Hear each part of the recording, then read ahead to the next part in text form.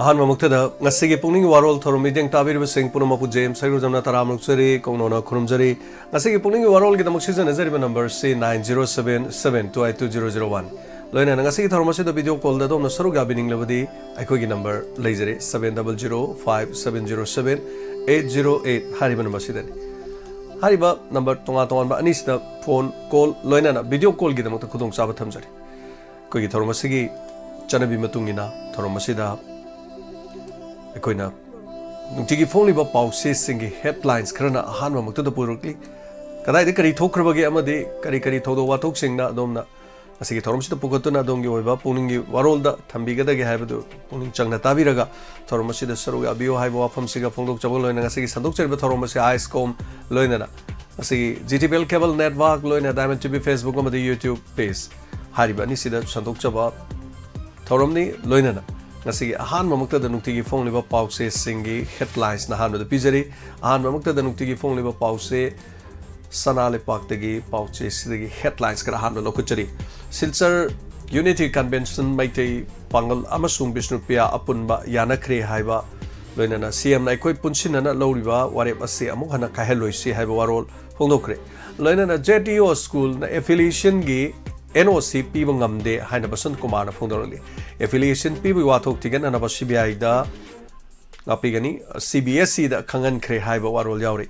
loinana kamjong district khakta da Myanmar machali singmari ga changa hena changjafam loduna leiri haina IGP nirsena lo chingba police ki team ne yengsin khre loinana none district ta khuthokna bada ZUF ani loinana IM gi kadar ani sire sakang da basing na miyoi ama makhong da nomaina kaplam le hari Kangpok pida change torma maitei yungawba amasu kalhore hari loinana MP amatawa nganghandrabanina BJP na paliba makai MP thararoi haina hareshwarna phondokre sanalepa ki mapawda ne pram Krishna Mohangi humpu process mari aronbada surrender tawkhraba jala khangdreda tawribase haiba warol mayaw lamlai amadi andro SC gi tainabada leiba lambi amata fibam sadre haiba warol siga loinana Mayai kaba drug mai thakre nongmai kamnakre haiba paukya yauri kanglai pak ki mairagi headlines asu JETU F amadi Asian IM gi marakta kapnabada JUF ke kadar ani sire IM gi amasole haiba warol yauri photo ko konana tonga na phongli nasigi makhata ba pawbijage loinana Ziribangi DC office ta sukna thagi staff taru khak leiri hari district asigi oina DI osu leitre hari Loinan usoipopi da coming operation sa thabadu huralak pakar ma fakre Manipur lengang na irang phagalagle hairabasu police outpost ke ada nongmai paiduna duty to bungamdre sabung kokonong da koke militant singna nongmai round kya kapsilakpadagi khunga pasing handu nongmai kakre koke militant sina landara kani kibadagi sugnu tangjen khunja singla jenaba yaure kidney animak fail oiduna leribi devia ge layang na bagi da mak lupali sing tara tengbangkre haiba photo kona na phongli loinana aigi ima Romita Misiga aigi apopa bidyanenga karigmo hiram amatada mari leinati haiba pau se asidasu make seng hairi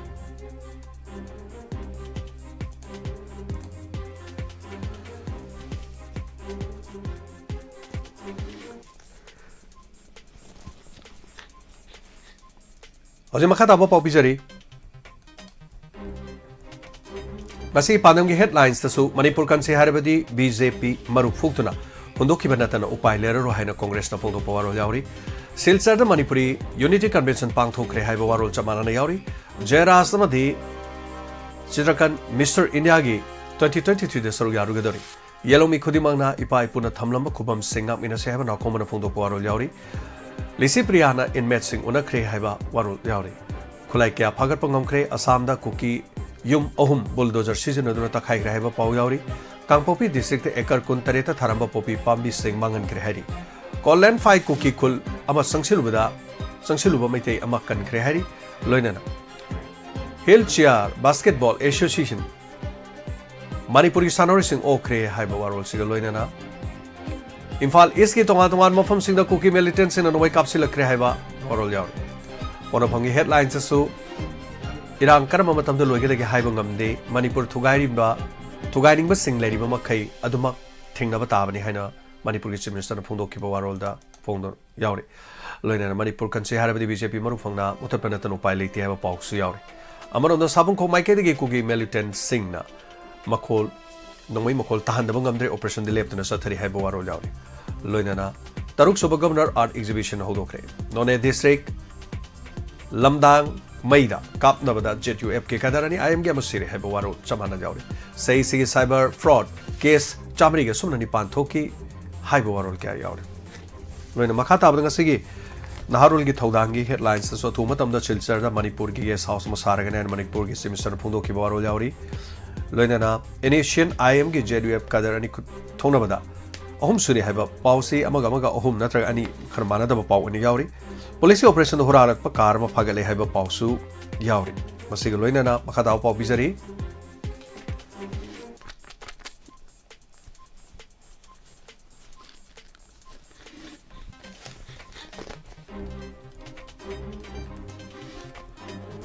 lining ki khenaba thamdana ipai pusina thamna khubam ngapminasi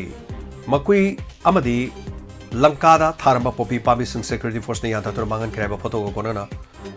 Pongli, Manipur MP ohum thagat pagi wahan thok leitre haiba Congress ki warol yaw. Masida natana masigi huyalan pau gi headlines tasu lenga na YTV lakon da sariba pre fabricated yum sing di lanjenari bising da lamboi beda subject pibugum thok le haiba warol yaw. Lanjenari bising na masagi yum do ina leijege haiduna layu yada badagi sabul ur bisu lenga na sanga bangam dre.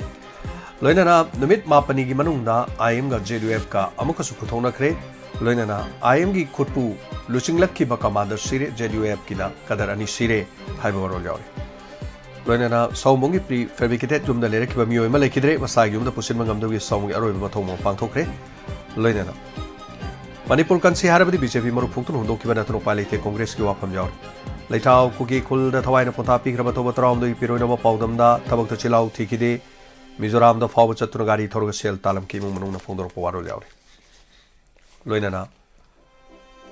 Yung auraga kampopi tamna lakpa miyo police na thatkare kadang madagi na hama makhongda nongmay na pale hari.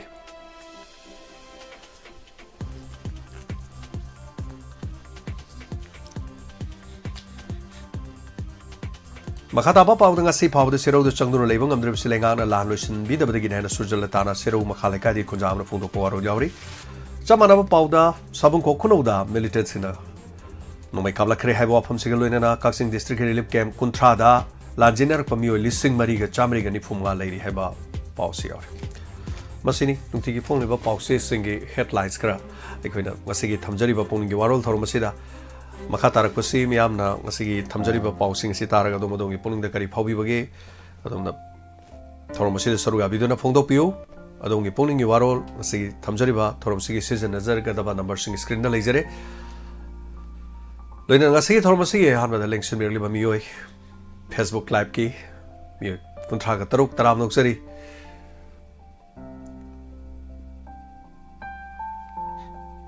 loina na masigi YouTube live streaming da lebiri ba mioi sani ga taraga mapan musu taram noksari amadi ISCOM TV set pamang da GTPL cable gi set ma da phambiri basing su taram noksari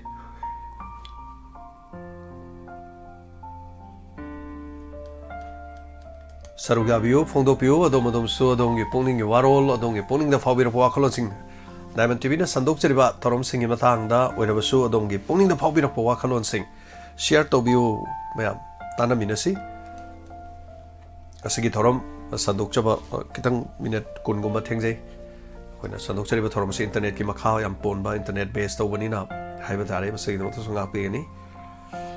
duga asi se khoi gi oina yamna laibak thiba paw ma hairaga di Kui Chiraba, Haiba Dare, Diamond TV, am chow na thodang lobby riba Olen sapong ya pok pa lekidreng asisi asi hing Haiba Dare, Inspector Tayai, Luirak pa adawai matam da Haiba Dare. Aduna pok pa lekidre, Olen sapongi Kui Diamond TV mai kede gisu thodang am chow na lobby ba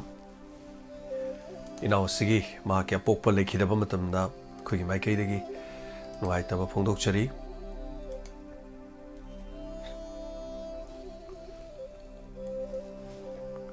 Hello Hello Minga ma dile from IBC bazar makadagi indu sabi mone. Tapiu. Saya kunjen tada bana tawdai ni. Habiu kari wafam habining ba. Lan je boy bunga kam kanda loi doi no tawri je bu khang bada ware da khoi Hoi. Tawri di tabu mun khang de sai de. No magi kapa siba sole lepte jaga am da khani mi jaga am da heta kapa I. Tawri je.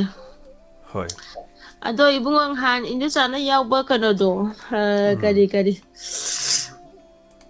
Ha. Habiu.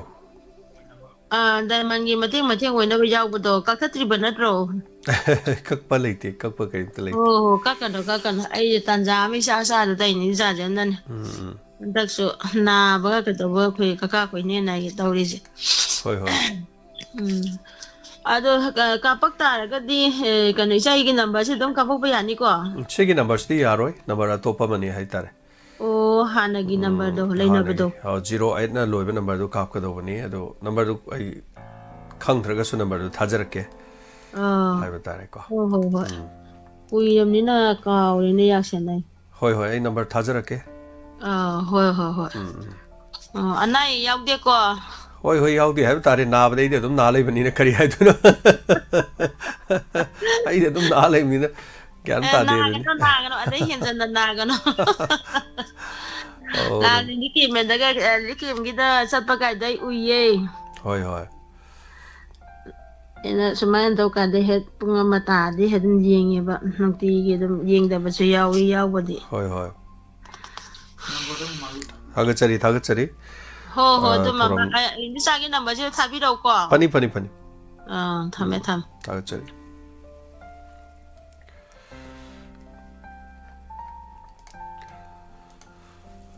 Photo sida uhanjari basi olen gi pabung ni matam khara hai tare ngasi dagi matam khara gi mamang da kap ki ba photo ama khang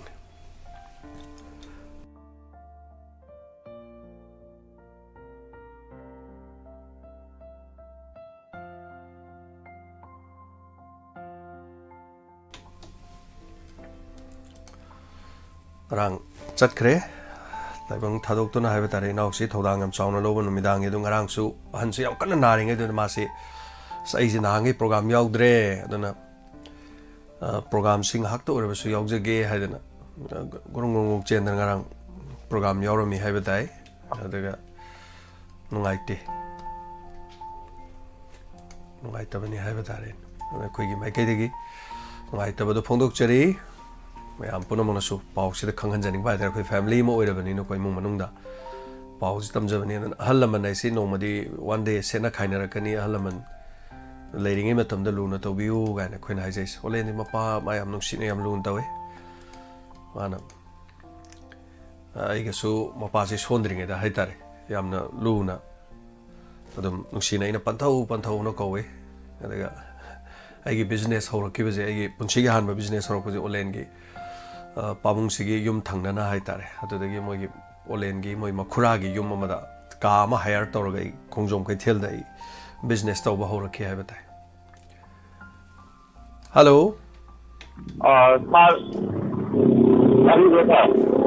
oh ahan bada mingalai phongga mayam da tapisi ai lawi no kha thungge me dagi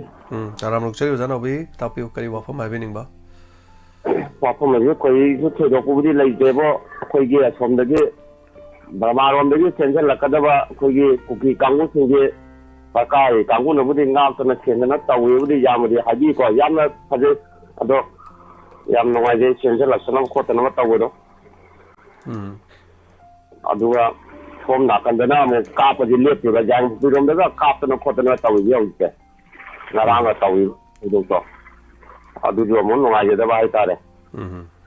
Kamay tao ngon jang. Zano bi loi dri bani na adum kapna gini madu yam nung nang ba phongdok ba kesu kana dre kapna ri loi ri na trane adum kapna gini adum ngasi na han manate adum kapna ri ngarang na sunglep lepte adum khara ko kapi kari harun hojik lai film si ko Panti lai ya panti ye mo khara mo lai among lai da bum tau ado ki kamay tao do no ji ne da ado gi do di akoi thaka da ngang ya ba na te ko Sigi positive. ꯖꯥ ꯅꯥꯎꯕꯤ ꯑꯗꯨ ꯀꯔꯤ ꯑꯗꯨꯗ ꯈꯟꯅꯔꯣ ꯀꯩ ꯀꯥꯟꯅꯗꯣꯔꯤꯒꯦ ꯍꯧꯖꯤꯛꯄꯣ ꯑꯩꯈꯣꯏ ꯀꯩꯗꯧꯗꯣꯔꯤꯁꯦ ꯑꯩꯈꯣꯏ ꯁꯨꯝ ꯍꯥꯏꯔꯦ ꯆꯞ ꯃꯥꯟꯅꯩ ꯑꯗꯨꯝ ꯋꯥꯍꯪ ꯑꯗꯨꯝ ꯂꯩ ꯖꯥ ꯅꯥꯎꯕꯤꯒꯤ ꯋꯥꯍꯪꯁꯦ ꯑꯌꯥꯝꯕ ꯃꯇꯝꯗ ꯑꯗꯣꯝꯗ ꯑꯗꯨꯝ ꯂꯥꯛꯑꯦ ꯃꯤ ꯄꯥꯏꯕꯁꯤꯗ ꯑꯗꯨꯝ ꯂꯥꯛꯑꯦ ꯍꯥꯏꯇꯥꯔꯦ ꯑꯗꯨꯅ ꯑꯩꯈꯣꯏꯗꯤ ꯃꯗꯨ ꯀꯩꯁꯨ ꯊꯥꯖꯕꯁꯦ ꯑꯩꯈꯣꯏ ꯀꯔꯤꯅꯣꯅ ꯍꯥꯏ ꯀꯥꯟꯗ ꯍꯧꯖꯤꯛꯁꯤ ꯊꯥꯖꯕꯁꯦ ꯀꯅꯥꯝ ꯂꯩꯁꯜꯂꯛꯇ꯭ꯔꯦꯕ ꯃꯔꯝꯗꯤ ꯌꯥꯝ ꯁꯦꯡꯅ ꯍꯥꯏ ꯀꯥꯟꯗꯀꯣ ꯑꯣꯖꯥꯒꯤ ꯋꯥꯍꯪꯗꯣ ꯅꯨꯡꯇꯤꯒꯤ ꯑꯗꯨꯝ ꯆꯞ ꯃꯥꯟꯅꯩꯕ ꯑꯗꯣ ꯑꯩꯈꯣꯏꯗꯁꯨ ꯑꯗꯨꯝ ꯐꯥꯎꯋꯦꯕ ꯂꯣꯏꯗ꯭ꯔꯦꯕꯀꯣ ꯂꯣꯏꯗ꯭ꯔꯤꯁꯤ ꯀꯃꯥꯏꯅ ꯂꯣꯏꯗꯣꯏꯅꯣ ꯁꯤꯅꯤ ꯑꯩꯈꯣꯏ ꯃꯝꯃꯤꯁꯦ ꯑꯗꯨꯝ ꯃꯝ ꯂꯩꯔꯦ ꯑꯗꯨꯝ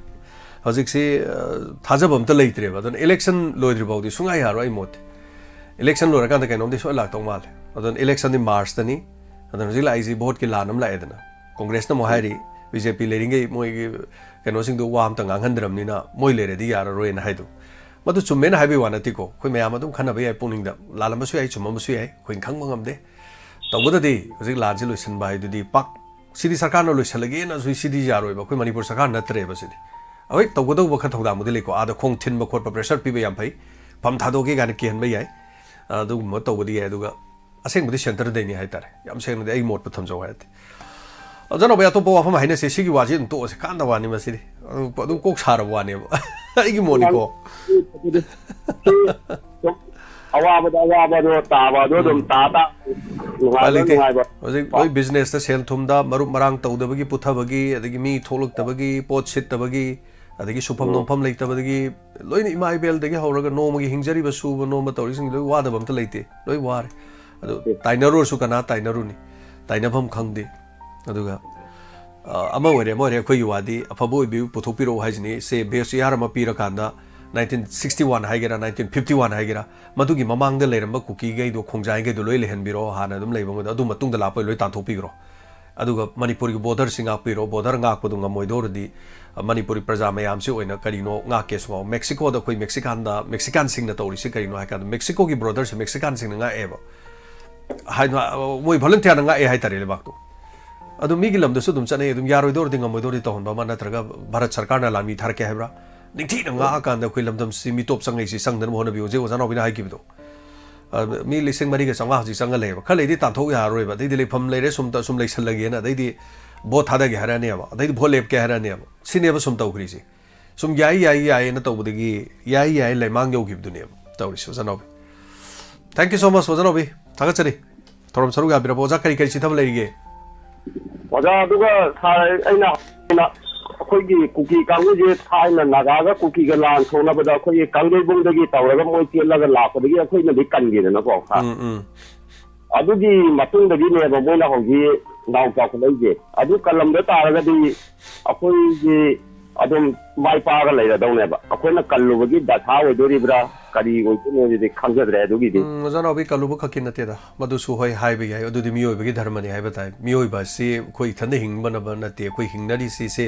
मतेंग पाना हिंगमिनरि चामिनरि अदे अइना पोट जोनबदा ओजानोबिना पोट जोलो पोट लैरि सि मियोइबगी नेबा अदो नंग मांगोदा पोट लै योले खोइ लैररोइन लैखरदि यापोन्ते अदुबो अखोइगिदि तौफम थोकपुदु तौजरुबै वानी तसेंगबदि अखोइना फन्याम अदु तौरमसु तौद्रसु अखोइगी ख्वाइ सोबा सोइबा अमनि खाइरदि अखोइ खनबा याय अहानबदा अखोइ बोर्डर से अखोइना ngakतबा असुक सांग्रबा बोर्डर लैरिबा बोर्डर सि सुंगा ngakतना थमे अदु रूल अमखक सेम लेरमे म्यांमारना लागा मणिपुर किलोमीटर 13 संजल लैबा याय अखोइना सु मोइदा संजलगा किलोमीटर 13 सि संजलुबा लानजलुबा याय एलओसी लाइन ऑफ कंट्रोल लैरिबा सोनगी राजस्थान नत्रगा पंजाब पाकिस्तान लैरिसि खोंग थांजलुबदा नोंमै कापैनेबा चुमना चचब साना कोनबा अंगांगै सानबदि युमलक्तो रॉकेट मोटर कापसलैनि अदु सिगी मफम सिदन अदुमाइन तौबिरकांदा स्वाइजिदनि येंगसन बिद्रिसि करिगिनो हाइबो वाफमदुनि अदुदि मणिपुर सि इंडिया नत्रब्रा इंडिया नते न तौरिब्रा अखोइ सि कराय वाइदनो म डिस्क्रिमिनेट तौरब जाला हाइबसे मसि अदुम लैरिब अदु हजिकसु फनयाम याननि को अदुन असोन बोर्डर सुंगा ngak तारदि केदौनि अखोइदि चिंग मानदु येंगसलुबो ngamde चिंग मान द लैबगी नुंगाइबो फनयाम लैरसु अखोइदि लैरुम ngamde मरमदि लंबी थोंग फत्ते अना लायेंग संग यादे लंबी चथुक चचिन द लैंडस्केप म तोरकपद मयाम दा लैंडस्लाइड अखोइ लोइ सिदोरि अदु सिगुम के अमरम से लेबनि न सेक्शन निगाय उबा तौफम थोप खरा हाइतारे सो मतमदु द डीसी मयाम लैगे समना हाइबो चोरचानपुर की डीसी लै चोरचानपुर की मफम अमदा खुनबु चुमने हेंगतेने खुनबु युमनाकबु समापन गो हुमफु तरुक हेंगले समापन गो हुमफु तरुक हेंगले दु मतमदु द डीसी कनानो ओइगे डीसी दुन मादु माइ खुनदु द मान हेंजलकपदा स्वाइदि युम म होंजले स्वाइदि मी म लाए द मान खंगौद्रि मरम करिगिनो मतम दुगी ने मदुगी डीसी ओइगिबसिंग दु कौखलकांदा मसी एक्सप्लेनेशन मोइद कनो तौदौनि हाइ तारे याम सेंग हरदि आइना थौबान गी डीसी ओइतादि थौबान द करि थोइ थौबान मी कराइदा लाई कनाना लम खोपचली कदाइदि लेपाक पेक थो आइना खंगदौनि मदुगी दमक द मैजिस्ट्रेट डीसी थमिने ꯑꯗꯨꯃꯥꯏꯅ ꯇꯧꯗꯅ ꯍꯥꯏꯇꯥꯔꯦ ꯃꯁꯤ ꯃꯇꯝꯗꯨꯅ ꯀꯗꯥꯏꯋꯥꯏꯗ ꯅꯥꯟꯊꯣꯛꯈꯤꯕꯖꯥꯠꯅꯣ ꯀꯗꯥꯏꯋꯥꯏꯗ ꯌꯦꯡꯍꯧꯗꯕꯖꯥꯠꯅꯣ ꯅꯠꯇ꯭ꯔꯒꯅ ꯃꯁꯤ ꯅꯠꯇ꯭ꯔꯒꯅ ꯑꯇꯣꯞꯄ ꯃꯔꯝ ꯂꯩꯔꯒꯗꯤ ꯁꯣꯏꯈꯤꯕꯗꯨ ꯇꯥꯛꯄꯤꯔꯣꯕ ꯗꯟꯗꯤ ꯄꯤꯕꯤꯌꯣ ꯅꯠꯇ꯭ꯔꯒ ꯗꯟꯗꯤ ꯄꯤꯗ꯭ꯔꯒꯅ ꯆꯦꯛꯁꯤꯜꯍꯟꯕꯤꯌꯣꯕ ꯍꯧꯖꯤꯛꯁꯨ ꯍꯥꯏꯕ ꯋꯥꯅꯤ ꯌꯥꯅꯔꯦ ꯍꯥꯏꯕ ꯋꯥꯅꯤ ꯃꯗꯨ ꯊꯕꯛꯇꯨ ꯁꯨꯡꯃꯥꯏ ꯄꯥꯏꯈꯠꯇ꯭ꯔꯒꯗꯤ ꯃꯤꯇꯣꯞ ꯆꯪꯁꯤꯜꯂꯛꯄ ꯑꯗꯨꯝ ꯍꯦꯜꯂꯛꯈꯤꯅꯤ ꯁꯨꯝ ꯆꯪꯁꯤꯜꯂꯛꯀꯅꯤ ꯃꯤꯒꯤꯗꯤ ꯂꯩꯐꯝ ꯆꯥꯐꯝ ꯂꯩꯇꯕꯅꯤꯅ ꯍꯧꯖꯤꯛ ꯎꯄꯥꯏ ꯂꯩꯇꯦ ꯆꯪꯁꯤꯜꯂꯛꯏꯁꯤని ꯇꯥꯜꯂꯨ ꯌꯥꯗꯕꯅꯤꯅ ꯃꯣꯏꯅ ꯆꯥꯎꯔꯤꯕ ꯃꯣꯔꯦꯗ ꯂꯩꯕꯗꯨ ꯃꯃꯥꯡꯗꯁꯨ ꯁꯨꯃꯥꯏꯅ ꯇꯧꯋꯦ ꯑꯣꯖꯥꯅꯥꯎꯕꯤ ꯃꯣꯏꯒꯤꯗꯃꯛꯇ ꯂꯩꯐꯝꯗꯨ ꯃꯅꯤꯄꯨꯔ ꯁꯔꯀꯥꯔꯅ ꯌꯨꯝ ꯁꯥꯕꯤꯗꯅ ꯃꯣꯏ ꯂꯩꯔꯦ ꯑꯗꯨꯒ ꯃꯣꯏ ꯑꯗ ꯂꯩ ꯉꯝꯃꯣꯏ ꯃꯣꯏ ꯂꯩꯅꯤꯡꯕ ꯂꯩꯗꯣꯏꯅꯦꯅ ꯑꯩꯈꯣꯏ ꯆꯪꯁꯤꯜꯂ ꯈꯨꯟ ꯁꯥꯖꯜ ꯃꯣꯔꯦꯗ ꯂꯩꯔꯤꯁꯤꯗꯤ ꯍꯧꯖꯤꯛ ꯀꯅꯥꯝ ꯇꯧꯕ ꯉꯝꯗꯦꯅ ꯑꯗꯨꯗꯤ ꯅꯣꯏ ꯁꯤꯗ ꯂꯩꯕ ꯌꯥꯔꯣꯏꯅ ꯆꯩ ꯑꯃ ꯄꯥꯏꯔꯒ ꯀꯝꯕꯥꯏꯟ ꯐꯣꯔꯁ ꯊꯥꯖꯤꯜꯂꯒ ꯐꯨꯒꯥꯏꯔꯒ ꯇꯥꯟꯒꯗꯧꯅꯦꯕ ꯃꯤꯅꯨꯡꯁꯤ ꯑꯗꯨ ꯑꯗꯥꯏꯗꯨꯗ ꯎꯠꯄ ꯌꯥꯕ ꯅꯠꯇꯦ ꯔꯣꯍꯤꯡꯒ꯭ꯌꯥ ꯃꯌꯥꯝ ꯆꯪꯁꯤꯜꯂꯛꯈꯤꯕ ꯃꯌꯥꯝꯗꯨ ꯃꯅꯤꯄꯨꯔꯗ ꯐꯥꯗꯅ ꯅꯤꯡꯊꯤ ꯅꯨꯡꯉꯥꯏꯅ ꯆꯪꯍꯟꯗꯕꯗꯨ ꯃꯅꯤꯄꯨꯔꯤ ꯃꯐꯝ ꯈꯔꯗꯕꯨ ꯂꯩꯔꯝꯕꯩ ꯋꯥꯔꯤ ꯂꯩꯀꯣ ꯑꯗꯨ ꯊꯥꯒꯠꯆꯔꯤ ꯑꯣꯖꯥ ꯑꯗꯨꯃꯥꯏꯅ ꯇꯧꯗꯨꯅ ꯇꯧꯏ ꯑꯗꯨꯅ ꯆꯪꯁꯟꯈꯤꯕ ꯃꯁꯤꯡꯗ ꯔꯣꯍꯤꯡꯒ꯭ꯌꯥ ꯆꯪꯁꯟꯈꯤꯕ ꯕꯪꯒ꯭ꯂꯥꯗꯦꯁꯇ 30 ꯂꯥꯈ ꯆꯪꯈ꯭ꯔꯤ ꯃꯅꯤꯄꯨꯔꯗ ꯂꯩꯔꯤꯕ ꯃꯤꯁꯤꯡꯁꯤꯒꯤ ꯁꯔꯨꯛ ꯀꯌꯥꯝ ꯌꯥꯝꯈ꯭ꯔꯕꯅꯣ ꯌꯦꯡꯕꯤꯌꯨ ꯑꯗꯨꯅ ꯌꯥꯝ ꯂꯨꯈ꯭ꯔꯦ ꯊꯦꯡꯛ ꯌꯨ ꯁꯣ ꯃꯆ ꯑꯣꯖꯥꯅꯥꯎꯕꯤ ꯈꯟꯅꯕꯒꯤ ꯂꯣꯏꯕ ꯅꯥꯏꯔꯣꯏ ꯃꯊꯪ ꯀꯣꯂꯔꯗ ꯈꯨꯗꯣꯡꯆꯥꯕ ꯑꯃꯨꯛ ꯄꯤꯖꯔꯒꯦ ꯊꯦꯡꯛ ꯌꯨ ꯑꯣꯖꯥꯅꯥꯎꯕꯤ ꯑꯩꯅ ꯍꯧꯖꯤꯛꯇꯁꯨ ꯇꯝꯖꯈ꯭ꯔꯦꯀꯣ ꯑꯩꯈꯣꯏꯒꯤ ꯑꯣꯂꯦꯟꯒꯤ ꯑꯄꯣꯛꯄ ꯂꯩꯈꯤꯗ꯭ꯔꯦ ꯑꯣꯂꯦꯟꯒꯤ ꯑꯄꯣꯛꯄ ꯁꯥꯄꯝ ꯕꯤꯔꯦꯟ ꯀꯧꯏ ꯑꯩꯒꯤꯅ ꯍꯦꯛ ꯑꯩꯒꯤ ꯌꯨꯝꯁꯤꯒꯤ ꯃꯃꯥꯡꯗ ꯂꯩꯕ ꯌꯨꯝ ꯍꯥꯏꯇꯥꯔꯦ ꯑꯗꯨꯒ ꯑꯩꯈꯣꯏ ꯊꯣꯡꯒꯥꯟ ꯃꯅꯤꯡꯗꯁꯨ ꯊꯣꯡꯒꯥꯟ ꯑꯃ ꯄꯨꯜꯂꯤ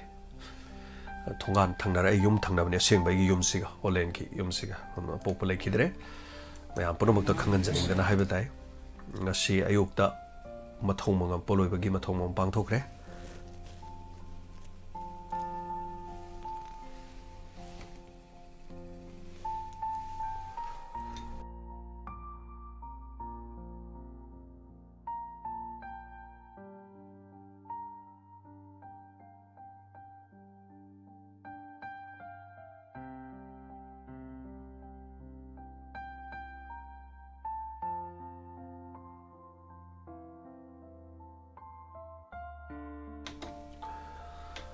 Hello, Taranokchari. Hello, isi bungo isi sunitani nungaite ipa nupa olengi apopo laikhitabata isi esu awawa fogdoktuna ipa olengi damakta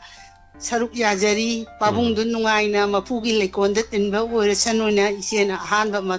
ahanbada phongdoksari aduga isena laksaningi ba wafamna ipa nupagi ngarangi hanjelakpa seren chamaga yankhai humdoi subaduda undokna fajagare haibadi yu se government de ko legalize tawhare ko yu thaubadagi matai manau dung haitana khanaba haudana wakhan thoktadana yu dagi lakhibani magi nupi dunani sawarani de budi yang jacksanna nupi ama oibagi mau ama obagi panjai adubu mapuroi baduna nutigi khanaba sum haurabadina ko yu sum thabanina maonda karigumba mina miyeng karan chanbara kainomdi taunana phongdi phongdokide mana phumdi phongkhare mapuro bidu hidak thakpadina yudagi manga ibani yu thakpadagi last tabudi maji siba se mana budi natte karigumba maramam lei magi nupidunde haido khare yu thaubdagi tho ibangakdani masi yu sidagi khadi kuire koi thawanda masa nupibu mapana police ki driver oibaduna kogi ijat mangalubadagi angang si ko mathanda napi hidak si yeba yusidagi mang bangakani ngarangi seren thoi siena sum lokachabada aduga loinana haujik chatliba seren duda ya phajaba ma yawi haibadi langan bagi mapaga agi thamoida sum yamna dudai loksanjaba kogi wahi khara haibadi langan bagi mapaga biraga wari sanabada hauji kun ngakpani hana tauribase matam mamada yung khudingi sang aga NHC palaktana awaba thamda tagi bisu yai tada bisu yai machi haiba chi sum isegi wakanda sum ipanupana duda puthorakpada sum baraina khali sidagi pharaga muina thamningba manipu dagi sum chatkidana khorkidana haina yam phajai machi loksan ba yai ipanupana hairapase aina adigi sum loksan jawgada ko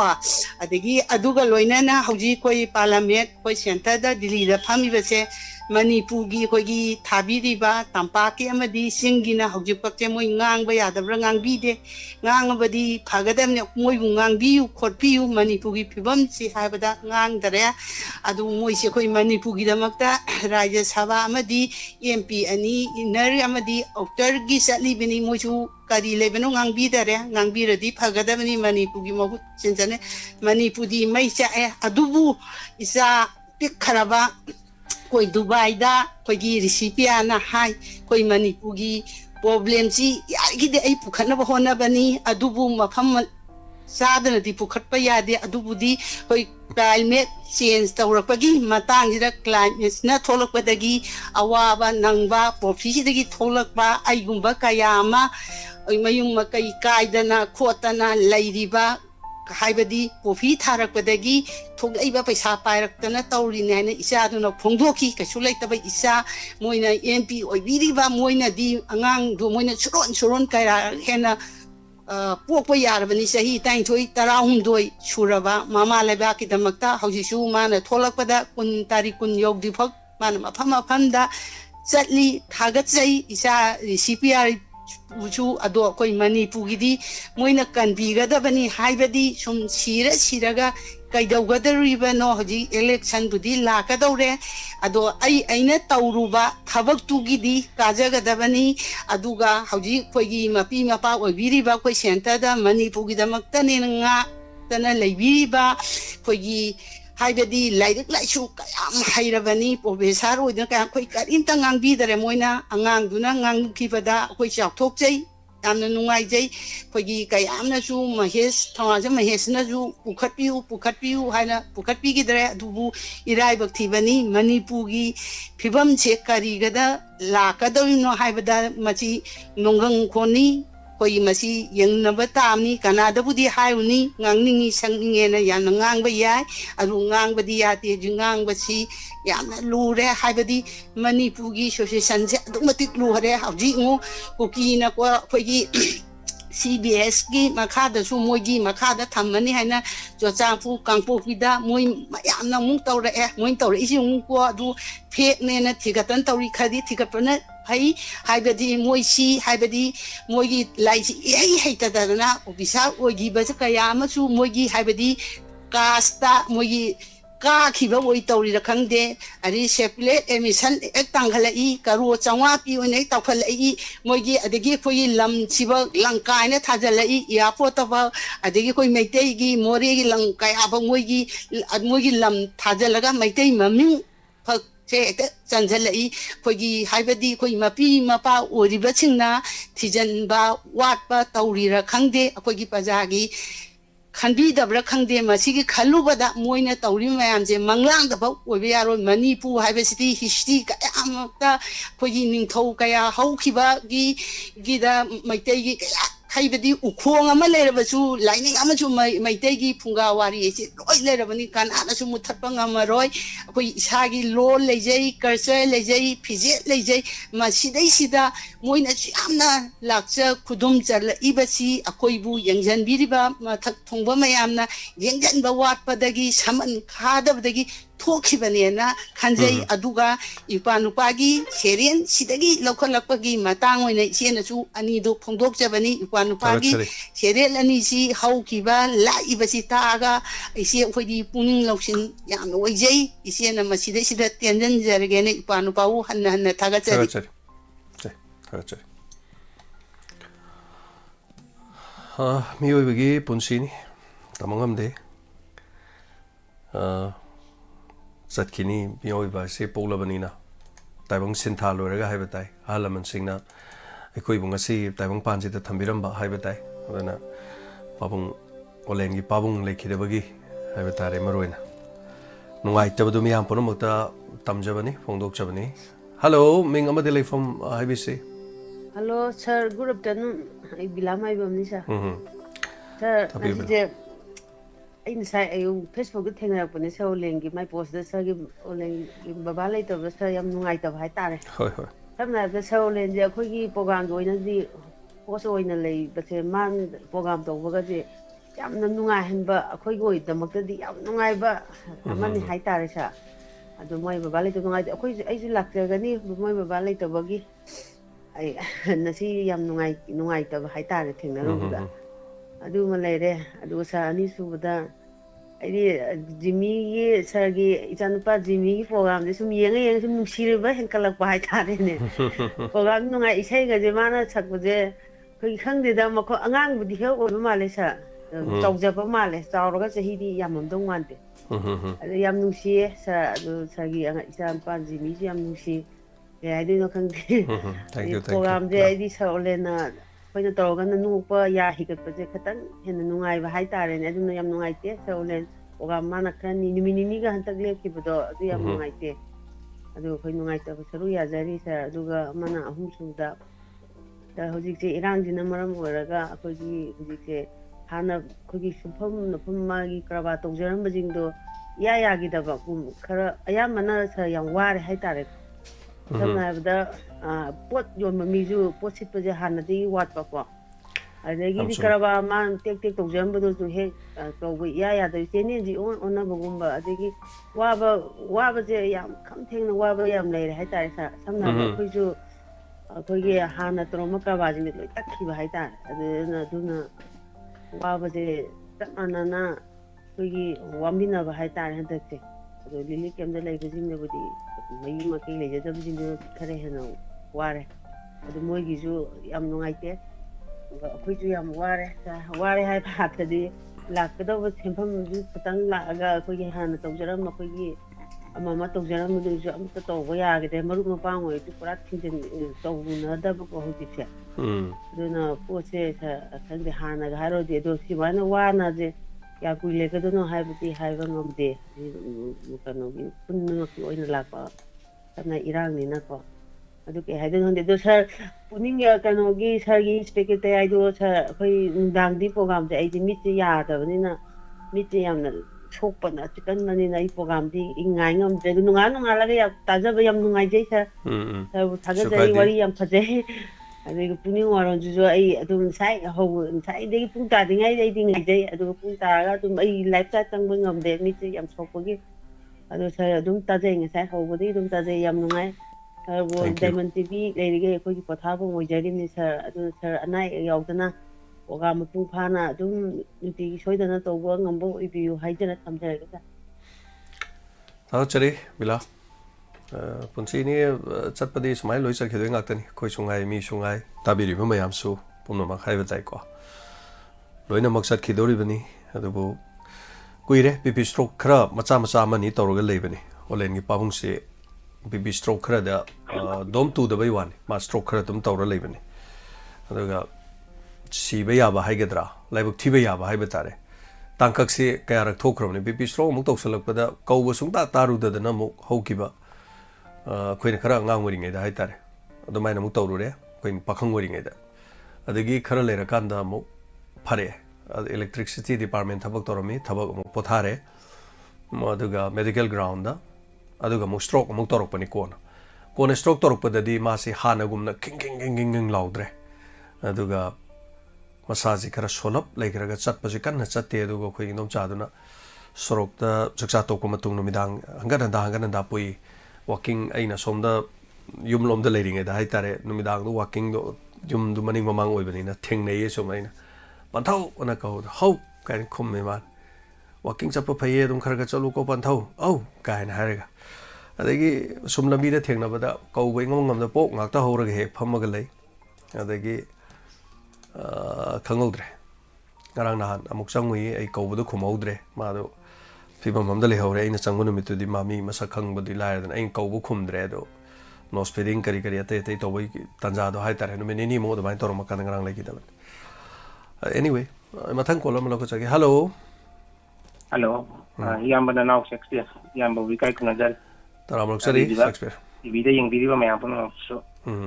Nazar. Yamba, I'm no item. I see me very punchy, Agishu,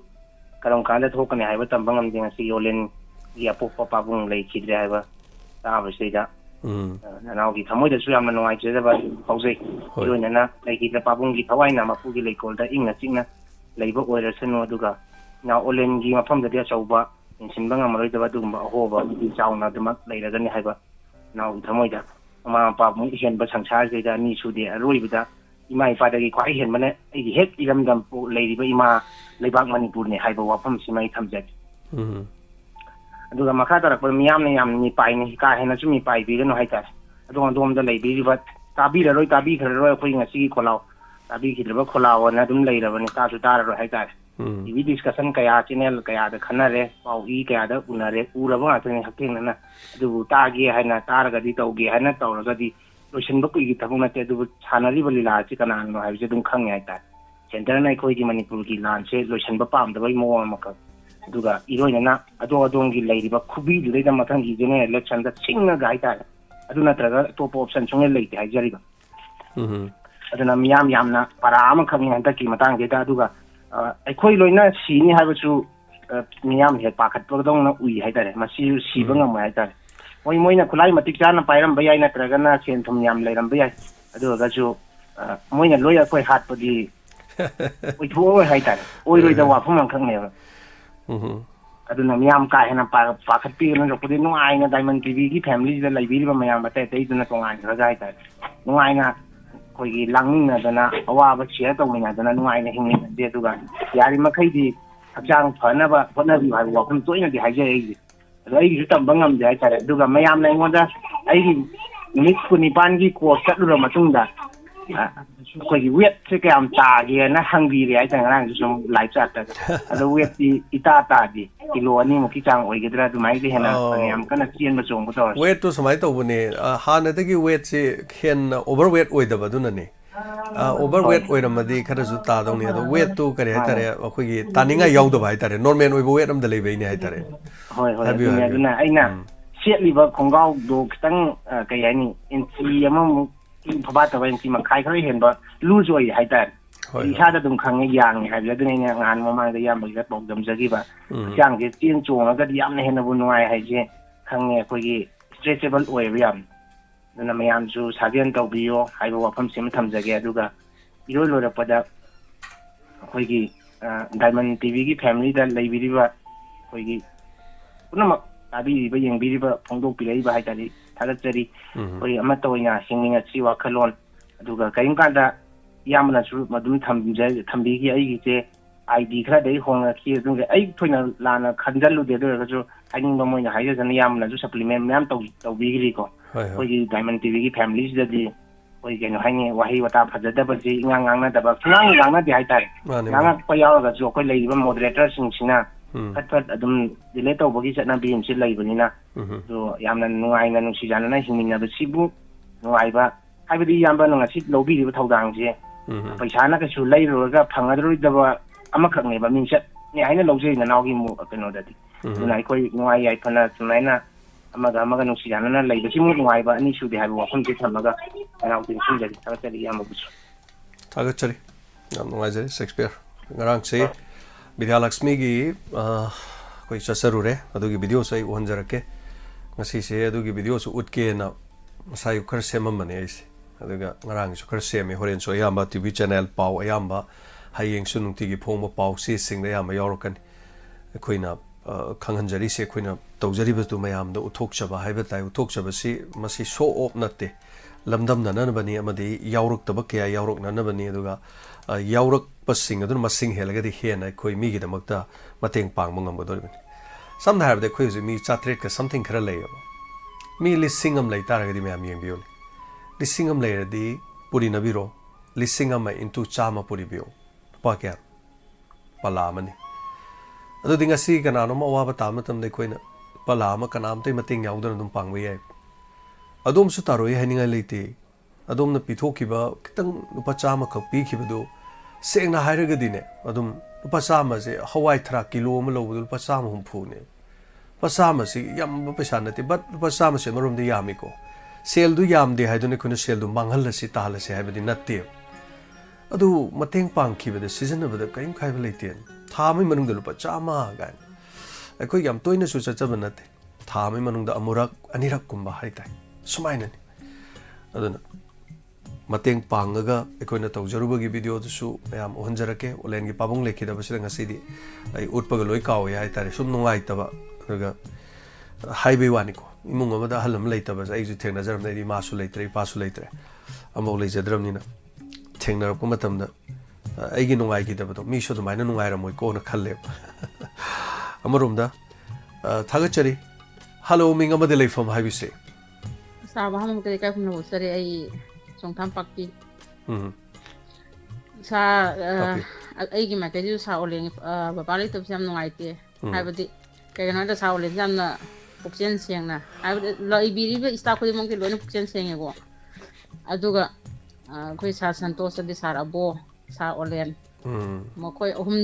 ohum na chang pa matam da sa santos amri sa abo di masai hanan de du tere le dum jare aduga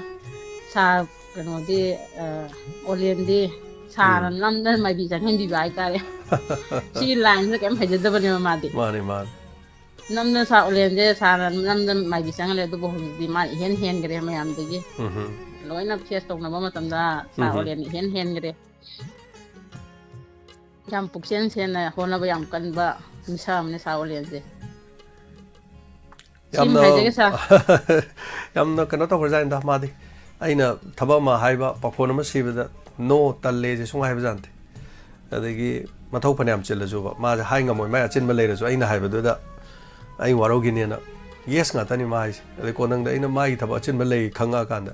e yare nang tawro nu yare som da smai tawro kan da haire thidok pa ne nang achin ma leibra kana hana hange bo ji kan no mata no haide thabak taw mutam da aduga ing tappa noki tawba aduga sungsau sau da bai tare aduna sungsau sau da ni sei daga sungang ning de hai tare adu ngang bai suma thok ta de angang sing leiba sing si hoi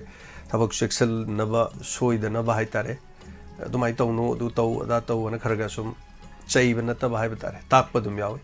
mong da so dum tai noki dum tai dum taw hai tare lok tup le koi karim leite tung no wangang de back bite taw de hai ba tare adu mi da koina khwai ki be se kana no hai kan da ngang thoroga ta ge taraga tung da chiklak puse mase am ki je adana sumi mong da demand da ba aduga sum tasalaga kola le kan da tung da yam chikpa dum to mi sham le dano aduga madi oide adana isani naw ni habi thaga pe wadi na te aduga chumme mayam sui loin pate na ba pai ge be wana ta ma gi no khara top pe hai tare wajin kar special oi ma se adana aigidi se leijari be sing hai ba tai matik sa jade yam haijade ado haijadra su moina mayam ga su sanara ga si khara ngamjaba tawda thagat pi bese yam ngai jai haijadai sino no birabra to ba kare habining bulai bi sa du ka kana sa da kanom changa haijening bhai dar khoi ge sa na di asum khang da bisum hangjabani ko sia khoi ge Facebook live ta mi asuk lai re YouTube live ta mi asuk lai re ka sum habi ba ja hoi Facebook ta yeng bi ba ji ga yeng ba ji ga du ga live ta lai ba ji ga YouTube ta lai ba ji ani ji ge khena ba ji ma ji kari oi doi no karam bani hena sa ge rom da kana bi hen ba ge du sum ta ha kitang ko de kana ba se yam seng har ga di keno ne hele YouTube na dum hele YouTube ta lai ba na di hele du ga Facebook ki nungai bam di le Facebook se ne yaw bi ri ba mi du na ne ma khaktang yaw ba na ta ba ma si yaw ga ma na share am tang to bi ra ba hai di ma na share to ga di ma gi page du da ai khoi gi samna ha da pukning gi warol hai bes ma na mu share du kit na ma kan da ngasi gi pukning gi warol ga na smaina hai ga thagat pi ra ga di ma gi page da jung chang gi ne ba mai page da sang kan da ma du na kari gum ba ma gi marup oi ba mi lising ani ma mi lising nga pau ye ko aduna kari gum mai du page oiram tar ga di mu mi lising trang ga le ram tar ga di mai lising trang ga du na yam da ba mi phanam yeng gi doi ne aduna Facebook ki ne yam kana ba se na kai no har ga di share to bu se aduna khoi di share to bu se kar so le Facebook ki se share to ba mayam na to bining da ba or ngak nam ba do dum tan ba natraga sum yeng ba adagi nam ba da su interest le ru da ba natraga es kai da we ge ai sum tar lo re ngak tar ma phatho ki ba si so yam ba dum oi ba ne aduga yaw bi ri ba sing sina kari gum share to bi ra ga di ma khaktang yeng ba na ta na ma gi friend oi ba le ri do my friend jina amuk yeng gi doi ne ad my friend jing doi manung do da friend ama na muk lising manga friend lising manga le ri ne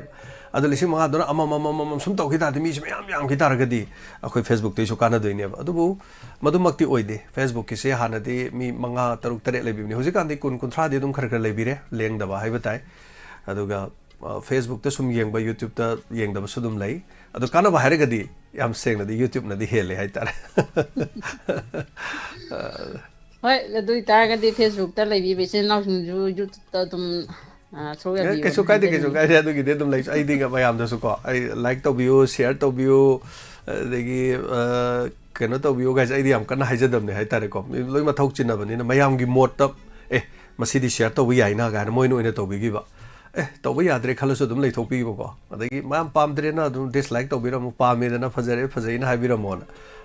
ꯃꯌꯥꯝ ꯖꯝ ꯇꯧꯒꯜꯂꯤꯗꯅꯀꯣ ꯌꯨꯇ꯭ꯌꯨꯕꯔꯁꯤꯡ ꯃꯌꯥꯝ ꯊꯣꯛꯂꯛꯀꯥꯟꯗ ꯃꯌꯥꯝ ꯑꯩꯒꯤ channel subscribe ꯇꯧꯕꯤꯔꯝꯃꯣ ꯑꯗꯣ like comment and ꯁꯤꯌꯔ ꯇꯧꯕꯤꯌꯨ ꯀꯥꯏꯅ ꯇꯧꯕꯁꯦ ꯑꯩꯈꯣꯏ ꯀꯥ ꯍꯦꯟꯅ ꯍꯥꯏꯒꯟꯗꯦ ꯍꯥꯏꯇꯥꯔꯦ ꯃꯁꯤ ꯑꯩꯈꯣꯏꯒꯤ ꯀꯩꯅꯣꯝꯅꯤ ꯍꯥꯏꯇꯥꯔꯦꯀꯣ ꯑꯦꯅꯤꯋꯦ ꯊꯦꯡꯛ ꯌꯨ ꯁꯣ ꯃꯆ ꯑꯗꯣ ꯐꯕꯗꯤ ꯑꯗꯨꯝ ꯃꯌꯥꯝꯅ ꯁꯨꯃꯥꯏꯅ ꯇꯧꯕꯁꯤꯅ ꯍꯥꯏꯇꯥꯔꯦ ꯄꯩꯁꯥ ꯌꯥꯝ ꯂꯥꯛꯄ ꯂꯥꯛꯇꯕꯩ ꯅꯠꯇꯅ ꯑꯩꯈꯣꯏꯅ ꯍꯧꯖꯤꯛ ꯂꯥꯛꯆꯔꯤꯁꯦ ꯌꯨꯇ꯭ꯌꯨꯕꯇ ꯂꯥꯛꯏ ꯄꯩꯁꯥꯁꯦ ꯄꯨꯛꯅꯤꯡ ꯋꯥꯔꯣꯜꯅꯦ ꯑꯗꯨꯒ ꯏꯟꯁꯄꯦꯛꯇꯔ ꯇꯌꯥꯏꯅꯦ ꯁꯤꯅꯤ ꯈ꯭ꯋꯥꯏ ꯌꯥꯝ ꯂꯥꯛꯏꯁꯦ ꯑꯗꯣ ꯀꯔꯤꯒꯨꯝꯕ ꯀꯥꯟꯗ ꯑꯉꯥꯡꯈꯩꯅ ꯑꯦꯟꯇꯔꯇꯦꯟꯃꯦꯟ ꯄ꯭रोꯒ꯭ꯔꯥꯝ ꯇꯧꯕꯗꯁꯨ ꯑꯗꯨꯝ ꯈꯔ ꯂꯥꯛꯑꯦ ꯂꯨꯄꯥ 1,000 ꯁꯤꯅꯅꯦ ꯑꯩꯈꯣꯏꯅ ꯍꯤꯡꯖꯔꯤꯁꯦ ꯑꯗ ꯁꯤꯁꯨ ꯑꯃꯔꯣꯝꯗꯗꯤ ꯑꯩꯈꯣꯏꯁꯨ ꯀꯩꯅꯣꯅꯦ ꯍꯥꯏꯇꯥꯔꯦꯅꯦ ꯗꯨꯀꯥꯟ ꯐꯝꯃꯤꯅꯦ ꯍꯥꯏꯇꯥꯔꯦ ꯌꯥꯝ ꯐꯖꯅ ꯍꯥꯏꯇꯥꯔꯗꯤ ꯅꯣꯛꯑꯗ꯭ꯔꯥ ꯈꯪꯗꯦ ꯃꯌꯥꯝꯅ ꯃꯥꯅꯤ ꯁꯥꯔ ꯑꯁꯦꯡꯕꯅꯦ ꯁꯤꯅꯅꯦ ꯍꯤꯡꯖꯔꯤꯁꯦ ꯃꯌꯥꯝ ꯇꯣꯂꯣꯞ ꯄꯤꯔꯤꯅꯦ ꯑꯉꯥꯡꯁꯤꯡꯁꯦ ꯀꯣ ꯇꯧꯖꯔꯤꯅꯦꯕ ꯁꯨꯃꯥꯏꯅ ꯍꯤꯡꯉꯤꯅꯦ ꯑꯗꯒꯤ ꯌꯥꯝ ꯂꯥꯛꯑꯗꯤ ꯑꯉꯥꯡꯈꯩꯁꯨ ꯇꯣꯂꯣꯞ ꯌꯥꯝ ꯄꯤꯗꯣꯏꯅꯤ 10,000 10,000 ꯄꯤꯗꯣꯏꯅꯤ ꯑꯗꯒꯤꯗꯤ ꯁꯨꯝ ꯇꯧꯗꯣꯏꯅꯦꯕ ꯑꯗꯨꯅ ꯃꯌꯥꯝꯅꯕꯨ ꯇꯧꯕꯤꯒꯦꯗꯤ ꯑꯗꯨꯝ ꯌꯥꯏ ꯑꯗꯨꯒ ꯇꯧꯕꯤꯗ꯭रे बस ꯃꯇꯝꯒꯤ ꯍꯥꯏꯇꯥꯔꯦꯅꯦꯀꯣ ꯑꯑꯣꯟꯕꯅꯤ ꯃꯔꯝꯗꯤ ꯑꯩꯈꯣꯏꯅ ꯁꯨꯃꯥꯏꯅꯒ ꯊꯧꯔꯝ ꯇꯧꯖꯔꯛꯄ ꯑꯗꯨꯒ ꯐꯦꯁꯕꯨꯛꯇ ꯂꯥꯏꯚꯀ ꯊꯥꯔꯛꯄꯁꯤ ꯌꯥꯝ ꯁꯦꯡꯅ ꯍꯥꯏꯔꯒꯗꯤ ꯑꯃꯔꯣꯝꯗ ꯌꯥꯝ ꯆꯥꯎꯊꯣꯛꯆꯅꯤꯡꯉꯥꯏꯅ ꯑꯩꯅ ꯅꯥꯄꯜꯗꯤ ꯅꯠꯇꯦꯀꯣ ꯃꯅꯤꯄꯨꯔꯒꯤ ꯑꯣꯏꯅ ꯏꯍꯥꯟ ꯍꯥꯟꯕ ꯍꯥꯏꯇꯥꯔꯦ ꯑꯩꯈꯣꯏꯒꯤ ꯐꯦꯁꯕꯨꯛꯇ ꯑꯗꯨꯒ ꯑꯩꯈꯣꯏꯒꯤ ꯀꯩꯅꯣꯗ ꯌꯨꯇ꯭ꯌꯨꯕꯇ ꯍꯥꯏꯇꯥꯔꯦ ꯔꯦꯗꯤꯑꯣ ꯑꯣꯏꯅ ꯈꯣꯟꯖꯦꯜ ꯏꯍꯥꯟ ꯍꯥꯟꯅ ꯁꯟꯗꯣꯛꯈꯤꯕꯁꯤ ꯑꯩ ꯏꯁꯥꯅ ꯑꯗꯨꯝ ꯑꯣꯏꯔꯕꯅꯤ ꯑꯍꯥꯟꯕꯅꯦꯕ ꯑꯩꯅ 2018ꯒꯤ ꯑꯣꯒꯁꯀꯤ ꯇꯥꯡ 19ꯅꯤ ꯑꯩ ꯀꯥꯎꯗ꯭ꯔꯤ ꯑꯗꯨꯅ ꯅꯨꯃꯤꯠꯁꯤ ꯁꯟꯗꯣꯛꯈ꯭ꯔꯤꯕꯅꯤ ꯈꯣꯟꯖꯦꯜ ꯑꯣꯏꯅ ꯁꯟꯗꯣꯛꯈ꯭ꯔꯤꯅꯤ ꯌꯨꯇ꯭ꯌꯨꯕꯇ ꯂꯥꯏꯚ ꯊꯥꯕꯅ ꯃꯌꯥꯝ ꯂꯩꯀꯣ ꯑꯗꯨꯗꯤ ꯑꯩ ꯅꯠꯇꯦ ꯃꯌꯥꯝ ꯂꯩꯈ꯭ꯔꯦ ꯏꯁꯩ ꯐꯤꯂꯝꯒꯤ ꯑꯥꯏꯁ ꯇꯤꯚꯤꯗ ꯌꯨꯇ꯭ꯌꯨꯕꯇ ꯂꯥꯏꯚ ꯊꯥꯔꯤꯁꯦ ꯀꯨꯏꯔꯦ ꯑꯥꯏꯁ ꯇꯤꯚꯤꯅ ꯏꯍꯥꯟ ꯍꯥꯜꯂꯦ ꯍꯥꯏꯕ ꯌꯥꯏ ꯑꯗꯨꯒꯤ ꯃꯇꯨꯡꯗ ꯍꯥꯏꯇꯥꯔꯦ ꯔꯦꯗꯤꯑꯣ ꯑꯣꯏꯅ ꯑꯩꯅ ꯑꯣꯏꯕꯗꯒꯤ ꯁꯨꯃꯥꯏꯅ ꯊꯥꯗꯣꯔꯛꯄ ꯑꯗꯨꯅ ꯑꯩꯅ ꯏꯍꯥꯟ ꯍꯥꯟꯈꯤ ꯑꯗꯨ ꯅꯨꯡꯉꯥꯏꯕ ꯐꯥꯎꯈꯤ ꯃꯗꯨꯒꯤ ꯃꯇꯨꯡꯗ ꯃꯌꯥꯝ ꯇꯧꯅꯔꯤꯁꯤꯅꯤꯀꯣ ꯃꯇꯝꯒꯤ ꯑꯑꯣꯟꯕꯅꯤ ꯑꯗꯣ ꯀꯣꯛꯇꯤ ꯃꯇꯝꯗꯨꯗ ꯊꯥꯗꯈꯤ ꯍꯥꯏꯇꯥꯔꯦ ꯃꯁꯤ ꯀꯔꯝꯍꯥꯏꯅ ꯇꯧꯗꯅꯣ ꯔꯦꯗꯤꯑꯣꯁꯤ ꯑꯩꯒꯤ ꯊꯧꯔꯝꯁꯤ ꯃꯌꯥꯝꯗ ꯀꯃꯥꯏꯅ ꯌꯧꯍꯟꯁꯤꯒꯦ ꯁꯤꯅꯦꯕ ꯑꯗ ꯑꯍꯥꯟꯕꯗꯗꯤ ꯑꯩ ꯔꯦꯀꯣꯔꯠ ꯑꯣꯏꯅ ꯊꯥꯔꯝꯃꯤ ꯔꯦꯀꯣꯔꯠ ꯇꯧꯊꯣꯛꯄ ꯑꯣꯏꯅ ꯊꯥꯔꯝꯃꯦꯕ ꯑꯗꯨ ꯈꯔ ꯂꯩꯔꯒꯗꯤ ꯔꯦꯀꯣꯔꯠ ꯅꯠꯇꯕ ꯍꯥꯏꯕ ꯇꯥꯔꯦ ꯂꯥꯏꯚ ꯑꯣꯏꯅ ꯊꯥꯈꯤ ꯑꯗꯨꯃꯥꯏꯅ ꯇꯧꯗꯅꯀꯣ ꯊꯦꯡꯛ ꯌꯨ ꯁꯣ ꯃꯆ ꯊꯥꯒꯠꯆꯔꯤ ꯀꯔꯤ ꯆꯤꯊꯕ ꯂꯩꯕꯤꯔꯤꯒꯦ ꯑꯗꯨꯒ ꯁꯥꯔ ꯀꯩꯅꯣꯝꯇꯒ ꯍꯪꯖꯧꯒꯦ ꯃꯁꯤ ꯂꯩꯔꯤꯕ꯭ꯔꯥ ꯂꯩꯇ꯭ꯔꯤꯕ꯭ꯔꯥꯗꯤ ꯈꯪꯗꯦ ꯑꯩꯅ ꯁꯨꯝ ꯑꯩꯈꯣꯏ ꯄꯨꯛꯅꯤꯡꯒꯤ ꯋꯥꯔꯣꯟꯗ ꯑꯗꯩ ꯏꯁꯩ ꯁꯛꯅꯩꯁꯤꯗ ꯑꯩꯅ ꯄ꯭ꯔꯣꯒ꯭ꯔꯥꯝꯗ ꯑꯩꯈꯣꯏꯒꯤ ꯁꯔꯨꯛ ꯌꯥꯈꯤꯕꯁꯤꯡꯁꯦ ꯑꯩꯅ ꯔꯦꯀꯣꯔꯠ ꯑꯃ ꯁꯨꯝ ꯇꯧꯔ ꯁꯨꯝ ꯊꯝꯖꯤꯜꯍꯧꯋꯦꯕꯀꯣ ꯊꯝꯖꯤꯜꯍꯧꯕꯁꯦ ꯑꯩꯅ ꯉꯔꯥꯡ ꯅꯍꯥꯟꯁꯦ ꯑꯩꯅ ꯁꯨꯝ 2023 2022 ꯑꯗꯒꯤ ꯗꯦꯠ ꯅꯨꯡꯉꯥꯏꯅ ꯈꯔ ꯏꯔꯒ ꯊꯥꯒꯠꯄ ꯀꯥꯟꯗ ꯑꯗꯨꯒꯤ ꯀꯩꯅꯣꯗꯣ ꯐꯪꯗꯕ ꯍꯥꯏꯇꯥꯔꯦ ꯂꯣꯏ ꯐꯪꯒꯅꯤ ꯁꯤꯕꯨ ꯏꯕꯗ ꯁꯣꯏꯕꯒꯨꯝꯕ ꯑꯗꯒꯤ ꯁ꯭ꯄꯦꯂꯤꯡ ꯂꯥꯟꯕꯒꯨꯝꯕ ꯇꯧꯕꯒꯤꯅꯤ ꯂꯣꯏ ꯐꯪꯒꯅꯤ ꯇꯥꯡꯗꯨꯗꯪ ꯆꯨꯝꯅ ꯏꯕꯤꯌꯨ ꯑꯗꯨꯒꯅꯦ ꯄꯨꯛꯅꯤꯡꯒꯤ ꯋꯥꯔꯣꯟꯗꯗꯤ ꯊꯣꯛꯂꯛꯑꯦꯕ ꯑꯗꯨꯒ ꯑꯩꯈꯣꯏ ꯏꯟꯇꯔꯇꯦꯟꯃꯦꯟ ꯄ꯭ꯔꯣꯒ꯭ꯔꯥꯝ ꯏꯁꯩ ꯁꯛꯅꯩꯁꯤ ꯄ꯭ꯔꯣꯒ꯭ꯔꯥꯝꯗꯗꯤ ꯂꯣꯏ ꯊꯣꯛꯂꯛꯇꯕ ꯊꯣꯛꯀꯅꯤ ꯍꯥꯏꯇꯥꯔꯦ ꯂꯥꯟꯕꯒꯤꯅꯤ ꯑꯗꯨꯝ ꯏꯕꯗꯅꯦ ꯂꯥꯟꯕ ꯇꯥꯡ ꯂꯥꯟꯕꯒꯨꯝꯕ ꯑꯣꯏꯕꯩꯅꯤꯀꯣ ꯏꯟꯇꯔꯇꯦꯟꯃꯦꯟ ꯄ꯭ꯔꯣꯒ꯭ꯔꯥꯝ ꯍꯥꯏꯔꯁꯦꯕ ꯏꯟꯇꯔꯇꯦꯟꯃꯦꯟ ꯄ꯭ꯔꯣꯒ꯭ꯔꯥꯝꯗꯣ ꯉꯔꯥꯡꯒꯤ ꯍꯥꯏꯔꯒꯗꯤ ꯉꯔꯥꯡꯒꯤ ꯇꯥꯡ 18 ꯏꯟꯇꯔꯇꯦꯟꯃꯦꯟ ꯄ꯭ꯔꯣꯒ꯭ꯔꯥꯝ ꯗꯥꯏꯃꯟ ꯇꯤꯚꯤ ꯍꯥꯏꯕꯤꯌꯣꯕ ꯕꯅꯥꯟꯗꯨ ꯂꯥꯟꯗꯅꯀꯣ ꯁ꯭ꯄꯦꯂꯤꯡ ꯂꯥꯟꯗꯅꯀꯣ ꯈꯤꯇꯪ ꯂꯥꯜꯂꯁꯨ ꯌꯥꯏ ꯑꯗꯨꯝ ꯆꯥꯟꯅꯔꯗꯤ ꯑꯗꯨꯝ ꯊꯣꯛꯂꯛꯄꯅꯤ ꯑꯩꯁꯨ ꯍꯧꯖꯤꯛ ꯏꯟꯁꯄꯦꯛꯇꯔ ꯇꯌꯥꯏ ꯍꯟꯖꯜꯂꯤꯁꯦ ꯏꯟꯁꯄꯦꯛꯇꯔ ꯇꯌꯥꯏꯁꯦ ꯍꯟꯖꯟꯕ ꯊꯥꯕꯁꯤ ꯅꯍꯥꯟꯗꯤ 150ꯁꯦ ꯌꯥꯎꯔꯝꯗ꯭ꯔꯦꯕ ꯑꯁ ꯀꯥꯏ ꯆꯠꯈ꯭ꯔꯖꯥꯠꯅꯣ 150ꯗꯨꯕꯨ ꯑꯩꯒꯤ ꯐꯥꯏꯜꯗ ꯂꯩꯔꯝꯗ꯭ꯔꯦ ꯑꯗ ꯑꯩꯁꯦ ꯑꯃꯨꯛ ꯌꯨꯇ꯭ꯌꯨꯕꯇ ꯆꯪꯉꯦ ꯌꯨꯇ꯭ꯌꯨꯕꯇ ꯆꯪꯉꯀꯥꯟꯗ ꯑꯩꯅ ꯏꯟꯁꯄꯦꯛꯇꯔ ꯇꯌꯥꯏ ꯏꯄꯤꯁꯣꯠ 150 ꯅ ꯊꯤꯔꯦꯕ ꯑꯗꯨꯒꯗꯤ ꯊꯣꯛꯂꯛꯑꯦꯕ ꯑꯗꯨ ꯑꯃꯨꯛ ꯗꯥꯎꯟꯂꯣꯗ ꯇꯧꯔꯦ ꯑꯗꯨ ꯗꯥꯎꯟꯂꯣꯗꯇꯨ ꯑꯃꯨꯛ ꯑꯣꯗꯤꯑꯣ ꯑꯃꯨꯛ ꯑꯣꯟꯊꯣꯛꯑꯦ ꯑꯣꯗꯤꯑꯣ ꯑꯣꯟꯊꯣꯛ ꯃꯌꯥꯝꯗꯣ ꯑꯃꯨꯛ ꯊꯥꯔꯦ ꯑꯗꯣ ꯑꯆꯧꯕ ꯄꯨꯛꯀꯩ ꯑꯃꯅꯤ ꯚꯤꯗꯤꯑꯣ ꯌꯥꯎꯔꯤꯁꯦ ꯑꯩꯒꯤ ꯆꯦꯅꯦꯜꯁꯤ ꯌꯥꯎꯔꯤꯁꯦ ꯚꯤꯗꯤꯑꯣ 13,000 ꯂꯣꯝ ꯌꯥꯎꯏ ꯍꯥꯏꯕ ꯇꯥꯔꯦ ꯑꯗꯨꯅ ꯄ꯭ꯔꯣꯒ꯭ꯔꯥꯝ ꯃꯇꯝꯒꯤ ꯇꯧꯈꯤꯕ ꯃꯌꯥꯝꯗꯣ ꯑꯌꯥꯝꯕ ꯂꯣꯏ ꯌꯥꯎꯋꯦ ꯊꯦꯡꯛ ꯌꯨ ꯁꯣ ꯃꯆ ꯊꯥꯒꯠꯆꯔꯤ ꯊꯧꯔꯝ ꯁꯔꯨꯛ ꯌꯥꯕꯤꯔꯛꯄꯀꯣ ꯌꯥꯝ ꯅꯨꯡꯉꯥꯏꯖꯔꯦ ꯃꯊꯪꯒꯤ ꯀꯣꯂꯔꯗ ꯑꯃꯨꯛ ꯈꯨꯗꯣꯡꯆꯥꯕ ꯄꯤꯖꯒꯦ ꯑꯗꯨꯅ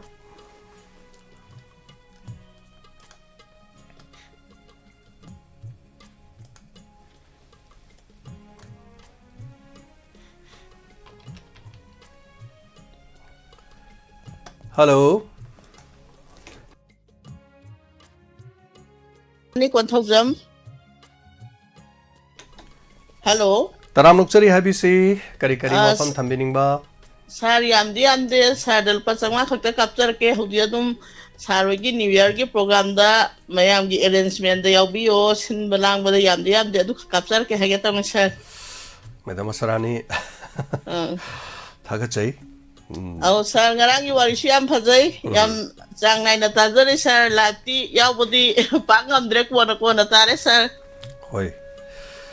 Thank you, sir. Si hajage tawbune, sir. Yam nungaijay madam sarani ko. Yam nungaijay. Koi se olen gi pabung sule gi daba do olen hoi kari wa entertainment tauna bani gana dagi nupi sadori bani do tawdori bani gana tawbaga senje langja basu me am lai bani. Ado ngasi tang tara ni pan ni ado chahi loi ge daba numit tara ni thoi ni dangai re. Ado kari tho doi no. Ado gi magi su imung manung gi sorat ki kari gi lai bani na hai tai ko. Ado lai riba sing tanaraga kari no yeng batare. Ado ga थागचरी एकदम सरानी को यम नुंगाइजे theorem Surga बिरक पसिगिदम थंगी collar दे खुदों साबा पिजरी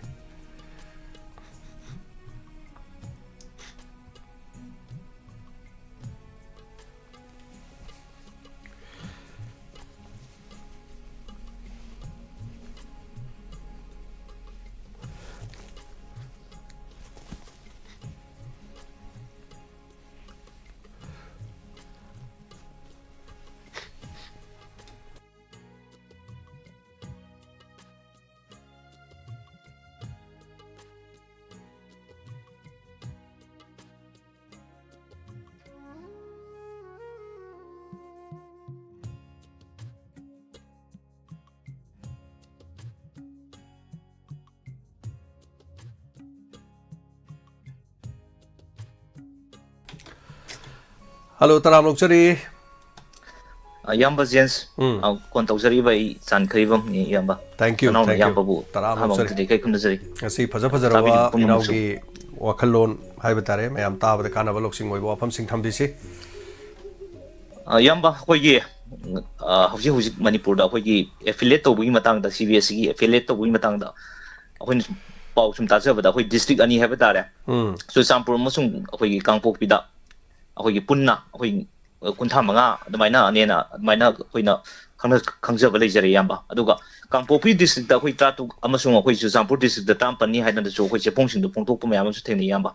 adu district ani asigi iskun kundi khoi gi hana na haiba tare CBSE da affiliate tawrga lapani haiba ma paw amusu khoi yum thengnaje aduga khoi gi 35 ma lemhodi ba 35 kunta manga sigi manung da 35 mana khoi handak nongna affiliate tawbani en hai masida khoi gi iskun 35 dugi manung da mapanna kangpopi district tagi ni aduga taruk amana Chusampur district tagi ni haiba paus lai adu kangpopi district ki mapan asi khoi kangluki irang thokthi mamang da khoi me ahum gi mamang da haiba tare adamaini affiliate tawki bagi adamaina pausu lai aduga Chusampur khoi district ki taruk haiba tare kangluki masina kangluki irang matung da adamain tawki balai masingi matang di yamba haijin ning ba se yamba khoi mioi ba se khoi makhan gi mioi bagi khoi gi lisa sajat haiba tare na ta character haiba tare masingi matang da yamba for example samna haiba khoi sahi khudingi akhoi metric parikha da mahrui ama ani dagi hena akhoi pass tawna akhoi ngamnadra ba haitare pass tawna ba ngamnadra ba lenga ki school ado akhoi modern school haina otholaga akhoi han gi mong tajadra ba oza mayam do akhoi lokthokharga school na tai dagi afa ba oza lokholaga akhoi modern school da dum thammi yamba aduga sahi ani gi matungda school du dagi metric parikha da akhoi position holder akhoi puthokpa natana akhoi mahrui loina pass tawpa gi adum ba record mayam su thengnadab nate yadu school du di akhoi hongdolu ba tawdana adu mukti leijaba school di hongdaba yamba adu hongdi basi oza sing ni masida haijin basi yamba adu somda amuksu akhoi gi tiga tawgada ba haibtare lalon itik tawgada ba haibtare misek sing duna angang sing laik tahalabadi angang sing di kari oigani habsisu masiju tamna hangnafum oiba wa hangni yamba adu oza nata bana tampi halabadi kari oigani habsisu masiju haibam thokpani aduna angang sing do laik ningthina khoi gi hayen gi hairabadi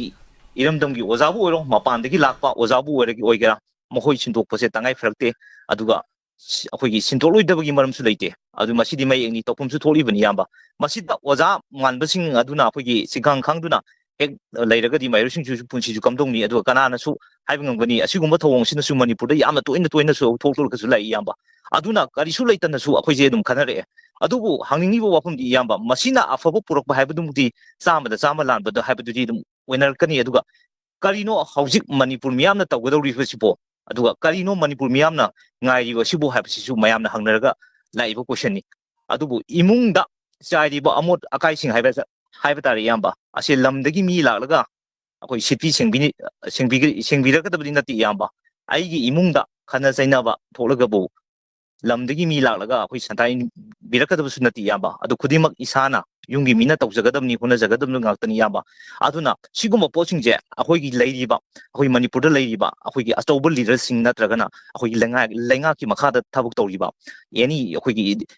education ꯗꯤꯄꯥꯔꯠꯃꯦꯟꯒꯤꯕꯨ ꯑꯣꯏꯔꯣ ꯇꯣꯉꯥꯟ ꯇꯣꯉꯥꯟꯕ ꯗꯤꯄꯥꯔꯠꯃꯦꯟꯒꯤꯕꯨ ꯑꯣꯏꯔꯣ ꯑꯗꯨꯗ ꯌꯥꯎꯔꯤꯕ ꯃꯤꯍꯨꯠꯁꯤꯡ ꯂꯤꯗꯔꯁꯤꯡꯗꯨꯅ ꯃꯈꯣꯏꯁꯤꯡꯗꯨꯅ ꯑꯩꯈꯣꯏꯒꯤ ꯐꯖꯕ ꯃꯈꯣꯏꯒꯤ ꯇꯣꯉꯥꯟ ꯇꯣꯉꯥꯟꯕ ꯍꯥꯏꯕ ꯇꯥꯔꯦ ꯌꯥꯝꯅ ꯅꯤꯌꯣꯝ ꯆꯨꯝꯅ ꯇꯧꯕꯤꯔꯒꯗꯤ ꯃꯁꯤꯒꯨꯝꯕꯁꯤꯡꯁꯤꯁꯨ ꯀꯩ ꯍꯥꯏꯇꯥꯔꯦ ꯊꯣꯛꯇꯕꯁꯨ ꯑꯣꯏꯔꯛꯀꯅꯤ ꯑꯗꯨꯒ ꯀꯔꯤ ꯃꯁꯤꯗ ꯃꯈꯣꯏꯁꯤ ꯏꯟꯚꯣꯜꯕ ꯇꯧꯏ ꯍꯥꯏꯕꯁꯤꯕꯨꯗꯤ ꯅꯠꯇꯦ ꯃꯁꯤꯗ ꯑꯗꯨ ꯍꯧꯖꯤꯛ ꯀꯟꯅ ꯃꯁꯤ ꯀꯃꯥꯏ ꯇꯧꯕꯅꯣ ꯍꯥꯏꯕꯗꯨꯃꯗꯤ ꯑꯩꯈꯣꯏꯒꯤ ꯑꯣꯅꯔꯦꯕꯜ ꯏꯗꯨꯀꯦꯁꯟ ꯃꯤꯅꯤꯁꯇꯔ ꯑꯩꯈꯣꯏꯒꯤ ꯕꯁꯟꯇ ꯀꯨꯃꯥꯔꯅ ꯐꯣꯡꯗꯣꯛꯈꯤꯕ ꯂꯩꯔꯦ ꯑꯩꯈꯣꯏ ꯂꯦꯝꯅ ꯑꯝꯇ ꯊꯥꯔꯣꯏ ꯍꯥꯏꯕꯁꯤ ꯂꯩꯔꯦ ꯑꯗꯨꯒ ꯃꯁꯤ ꯄꯨꯝꯅꯃꯛꯁꯤꯁꯨ ꯍꯥꯏꯈꯤꯕ ꯄꯨꯝꯅꯃꯛꯇꯣ ꯑꯆꯨꯝꯕꯗ ꯊꯤꯔꯛꯑꯒ ꯄꯅꯤꯁꯃꯦꯟ ꯄꯤꯕꯁꯨ ꯑꯣꯏꯁꯅꯨ ꯍꯥꯏꯖꯕꯒ ꯂꯣꯏꯅꯅ ꯌꯥꯝꯕ ꯃꯇꯥꯡꯁꯤꯗ ꯇꯦꯟꯁꯤꯟꯖꯔꯒꯦ ꯌꯥꯝꯕ ꯕꯤꯔꯤꯁ ꯑꯩꯈꯣꯏꯒꯤ ꯆꯥꯟꯅ ꯍꯥꯏꯕꯤꯔꯤꯕꯁꯦ ꯃꯅꯤꯄꯨꯔꯒꯤ ꯍꯧꯖꯤꯛ ꯂꯨꯔꯕ ꯁꯤꯆꯨꯋꯦꯁꯟꯗ ꯑꯩꯈꯣꯏꯒꯤ CBSEꯒꯤ ꯑꯦꯛꯖꯥꯝꯁꯤ ꯑꯩꯈꯣꯏꯒꯤ ꯀꯩꯅꯣꯁꯤ ꯑꯦꯐꯤꯂꯤꯌꯦꯠ ꯇꯧꯏ ꯇꯧꯗꯦ ꯍꯥꯏꯕꯒꯤ ꯃꯇꯥꯡꯗ ꯍꯥꯏꯕ ꯇꯥꯔꯦ ꯃꯆꯪ ꯑꯣꯏꯕ ꯋꯥꯐꯝ ꯄꯣꯏꯟ ꯈꯔ ꯇꯦꯟꯇꯛꯅ ꯊꯝꯕꯤꯔꯝꯕ ꯍꯥꯏꯅꯤꯡꯉꯥꯏ ꯂꯩꯇꯅ ꯊꯥꯒꯠꯆꯔꯤ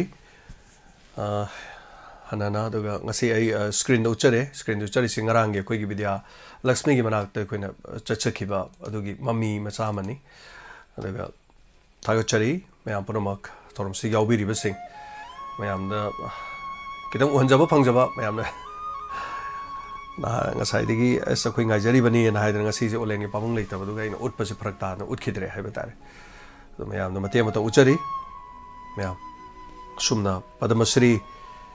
ꯆꯤꯅꯥꯃꯩꯔꯥꯄꯣꯡ ꯀꯨꯟꯖꯔꯥꯅꯤ ꯃꯦꯗꯥꯝ ꯅꯟꯗꯤꯅꯤ ꯑꯗꯨꯒ ꯗꯥꯏꯃꯟ ꯗꯣꯅꯔꯁꯀꯤ ꯂꯩꯕꯤꯔꯤꯕ ꯃꯌꯥꯝ ꯃꯇꯝ ꯆꯥꯅ ꯂꯥꯛꯈꯤ ꯉꯔꯥꯡ ꯄꯨꯛꯅꯤꯡꯒꯤ ꯋꯥꯔꯣꯜ ꯂꯣꯏꯔꯛꯄ ꯃꯇꯝꯗ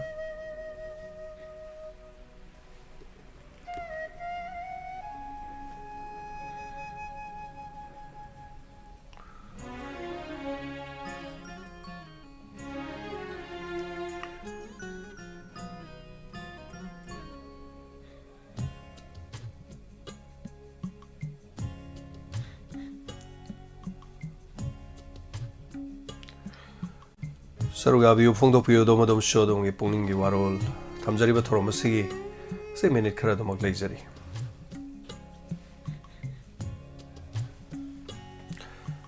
ꯌꯥꯝ ꯊꯥꯒꯠꯆꯔꯤ ꯑꯩꯈꯣꯏꯒꯤ ꯇꯣꯄꯤꯛꯇ ꯍꯥꯏꯕ ꯇꯥꯔꯦ ꯃꯌꯥꯝ ꯇꯣꯄꯤꯛ ꯊꯝꯕꯗ ꯈꯤꯇꯪ ꯇꯦꯟꯇꯛꯅ ꯊꯝꯕꯁꯦ ꯁꯤꯅ ꯌꯥꯝ ꯐꯖꯕ ꯍꯦꯜꯂꯤꯅ ꯇꯥꯛꯄꯤꯔꯛꯄꯗ ꯑꯩꯈꯣꯏ ꯆꯥꯟꯅꯁꯨ ꯉꯁꯤ ꯌꯥꯝ ꯃꯄꯨꯡ ꯐꯥꯕ ꯍꯥꯏꯕ ꯇꯥꯔꯦ ꯌꯥꯝ ꯃꯔꯨꯑꯣꯏꯕ ꯋꯥꯐꯝꯁꯤꯡ ꯊꯝꯕꯤꯔꯝꯕ ꯃꯌꯥꯝ ꯈꯪꯍꯟꯅꯕ ꯄꯨꯛꯅꯤꯡ ꯂꯧꯁꯤꯡ ꯑꯣꯏꯕ ꯋꯥꯐꯝ ꯇꯦꯟꯇꯛꯅ ꯊꯝꯕꯤꯔꯝꯕꯁꯤꯒꯤꯗꯃꯛ ꯊꯥꯒꯠꯆꯔꯤ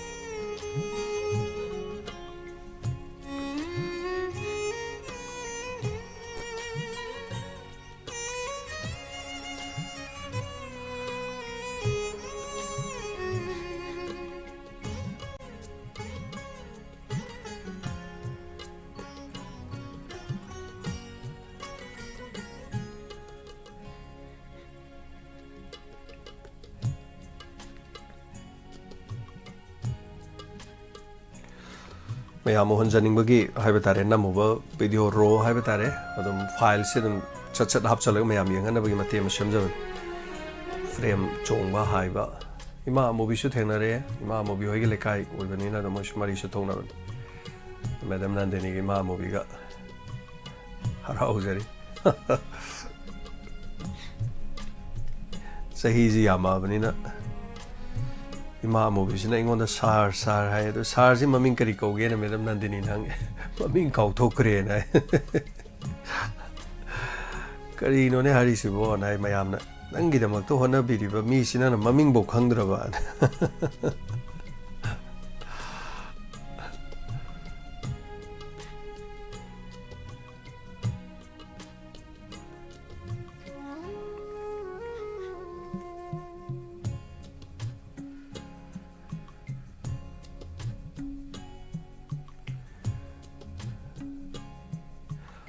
ꯌꯥꯝ ꯅꯨꯡꯉꯥꯏꯇꯦ ꯆꯥꯟ ꯈꯔꯤꯕꯝ ꯅꯥꯋꯂꯦꯟꯒꯤ ꯄꯥꯕꯨꯡ ꯂꯩꯇꯕ ꯑꯗꯨꯕꯨ ꯇꯥꯏꯕꯪ ꯈꯣꯡꯆꯠꯅꯤ ꯀꯔꯤꯗꯤ ꯍꯥꯏꯔꯨꯒꯅꯤ ꯀꯅꯥꯗ ꯇꯥꯏꯅꯔꯨꯒꯅꯤ ꯑꯗꯨꯕꯨ ꯄꯨꯟꯁꯤ ꯆꯦꯡꯖꯦꯜ ꯂꯣꯏꯕ ꯍꯥꯏꯕ ꯇꯥꯔꯦ ꯃꯁꯥꯒꯤ ꯆꯍꯤ 82 ꯒꯨꯝꯕ ꯑꯗꯨꯒꯤ ꯆꯥꯡꯅꯤ ꯌꯥꯝꯅ chahi se yamna hal ka hena oibadi nate hai batai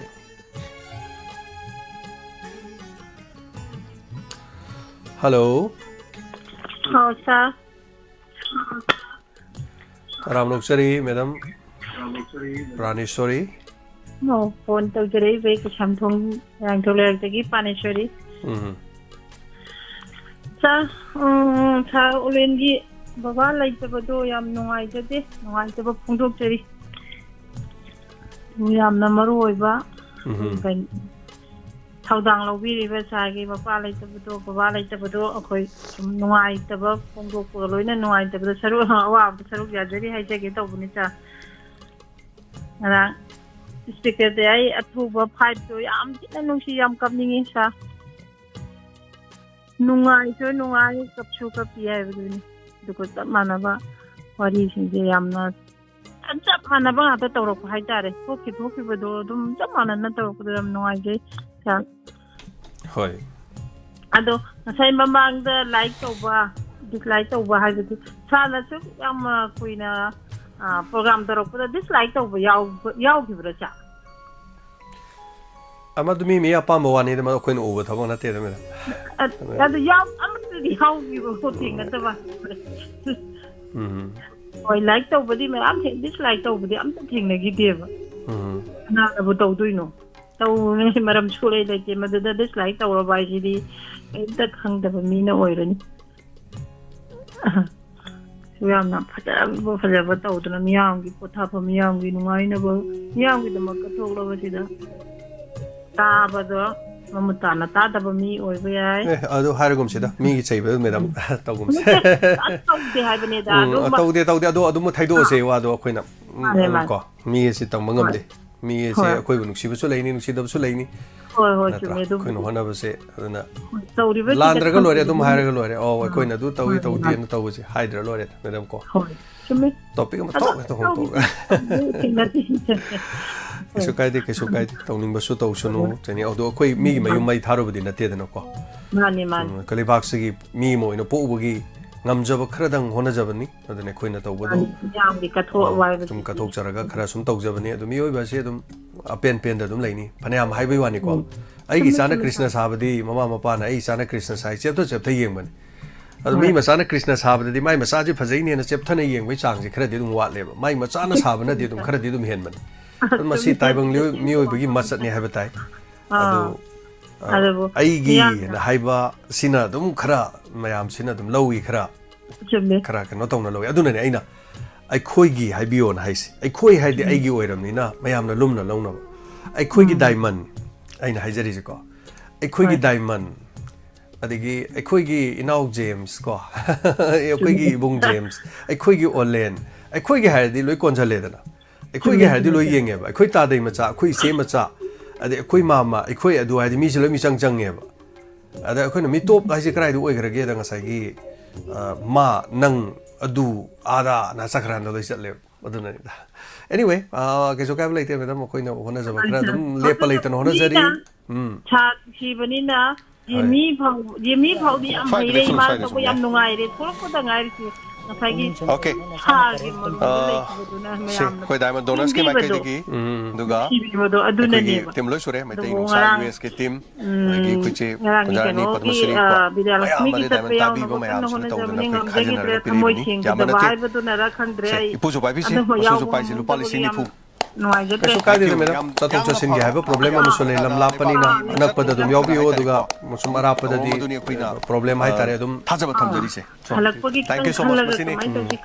tonggaw da lakchara ka alak padu yamna problem yam oiki alak padu problem na vidyalakshmi da koina haidok saki bedo koi nasing am jaba kram teng pangjare le pak miyam sibiba sanar sibir singsu haiba tare ma pham se lak pidang ma teng khara pangbiyo duga makha ta ba hai tare sathok chasin gi ma gi hojik phane am phangale hajari hana di ai sana bung amaroi hajan kaptuna dum leram bani adu ngasi di me pona dum khangan jara lan du khara mam phang bire aduna siguma sana roi mana awana tar ko matam da lamam sigi lenga na tawpham thank you madam ko na campaign je hai tara ta thama da nirak sasam gi bai batai aduna adu awana tar ko dum lei bani na thank you thagachari minute adum khara leizari ma kon to biu phong to biu mayam ya bodong na tilu pa yang khayang khay cham sama adum khaijin lar kan madam sarani kon thong jam lu pa masi puno masi thong dang sima khat tarak ko sulomi na si awana na mateng pa na si thank you so much diamond donors na yai free sige da matai batai na khoi angang jin ai ki pai de kano to moi ate piu khoi angang jin san mai yari bo kunsi do yam phari rang sa suru gi mami mate ka sing thak badi ya ni da na sa wan to wan mo kham le ga tare mo lu lo ko sing thak badi na dai ta lo mai ma ta imong ma de gi tholo ko na te tonga tonga ma lam de gi manipur mana da bo ma ko kya kya oira ko na ma lo gi ma sang se ha na sang che lu ba li sing ta pirau ge nang ta pu sang nam dran ni ne ta pu sang nam call to view phung to view also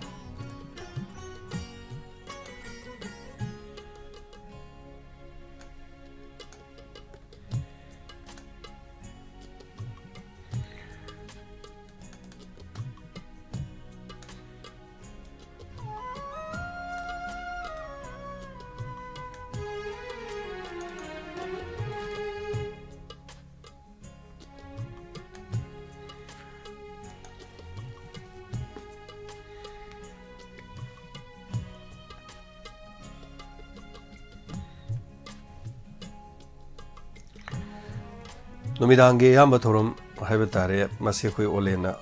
yam theorem से पुबी बने अदना नुमिदांग मा लेतबदे खोयदा याम खुदोंग चादे अदा हौजे कमोक अहन मो लेतरे अदना खोयदि यामना थेंगबगी प्रोग्राम तोरपदि ओलेन गाक्तनेबो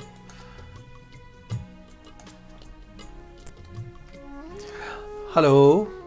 hello sir Taram lok seri ai ulo lai ram lai kai da gi tilo tama lai samni sir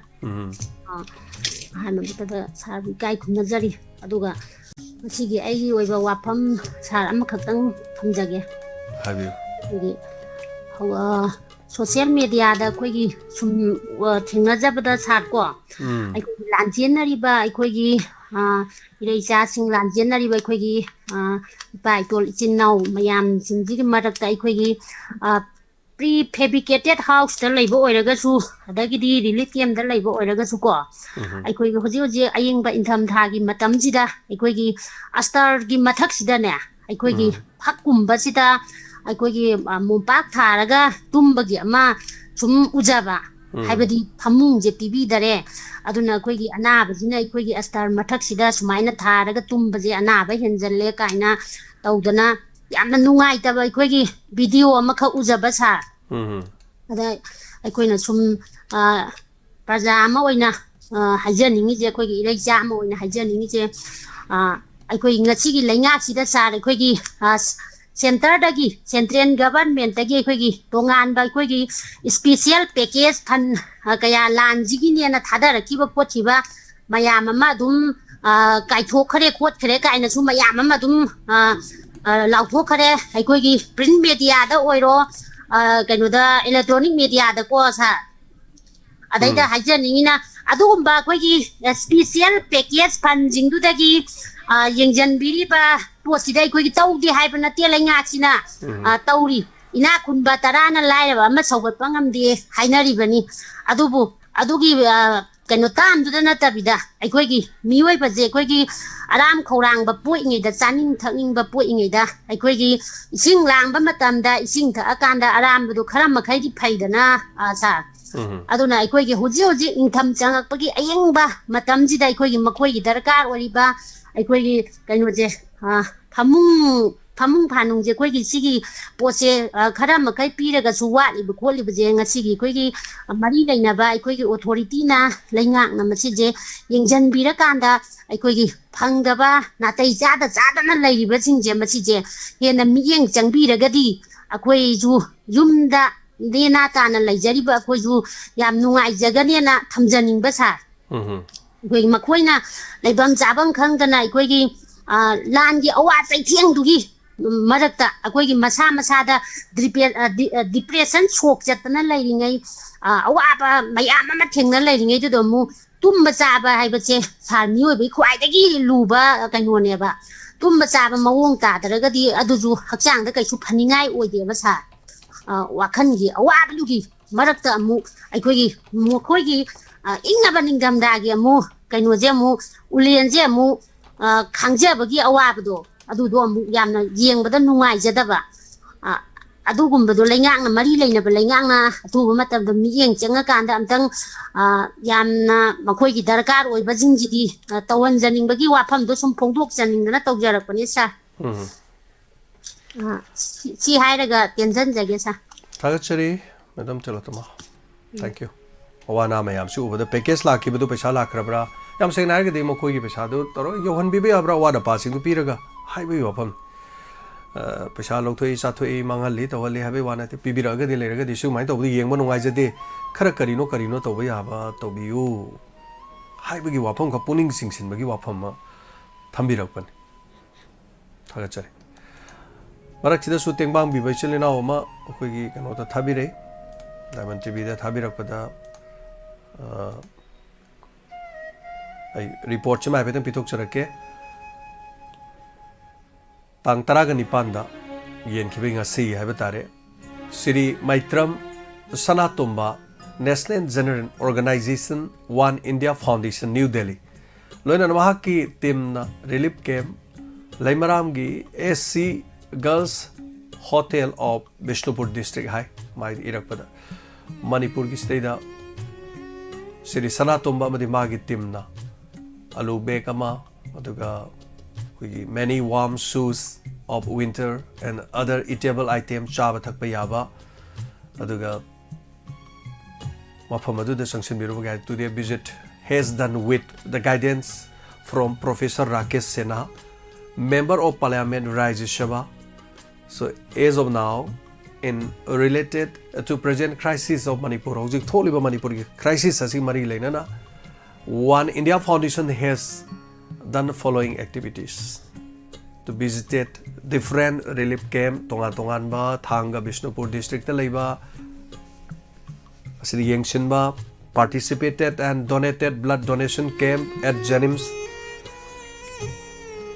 Wall blood donation day numita relief camp 2 times phayeng gi mafam da anirak mateng pangkiba Manipur College Singjamai gi sida relief camp da yengsin kiba aduga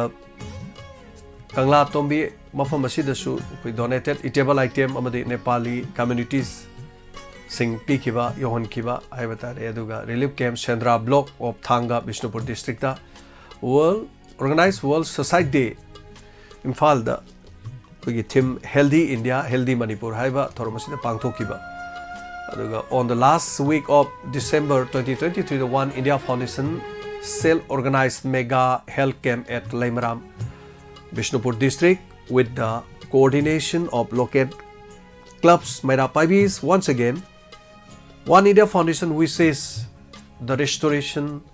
of peace and harmony in Manipur. Miss Laisram Vijanti, Senior Press Secretary, One India Foundation ki maikaidigi amukhana Manipur da ing tappa mara tappa nuksisana na leibado athuba matunda purokla sunu haibagi yaifa pauje na loina na pibire thagachari One India team gi foundation team musu hanana thagachari masigi thorum sida minute kun guma leijari minute kun masida saruga biyo mayam phongdo piyo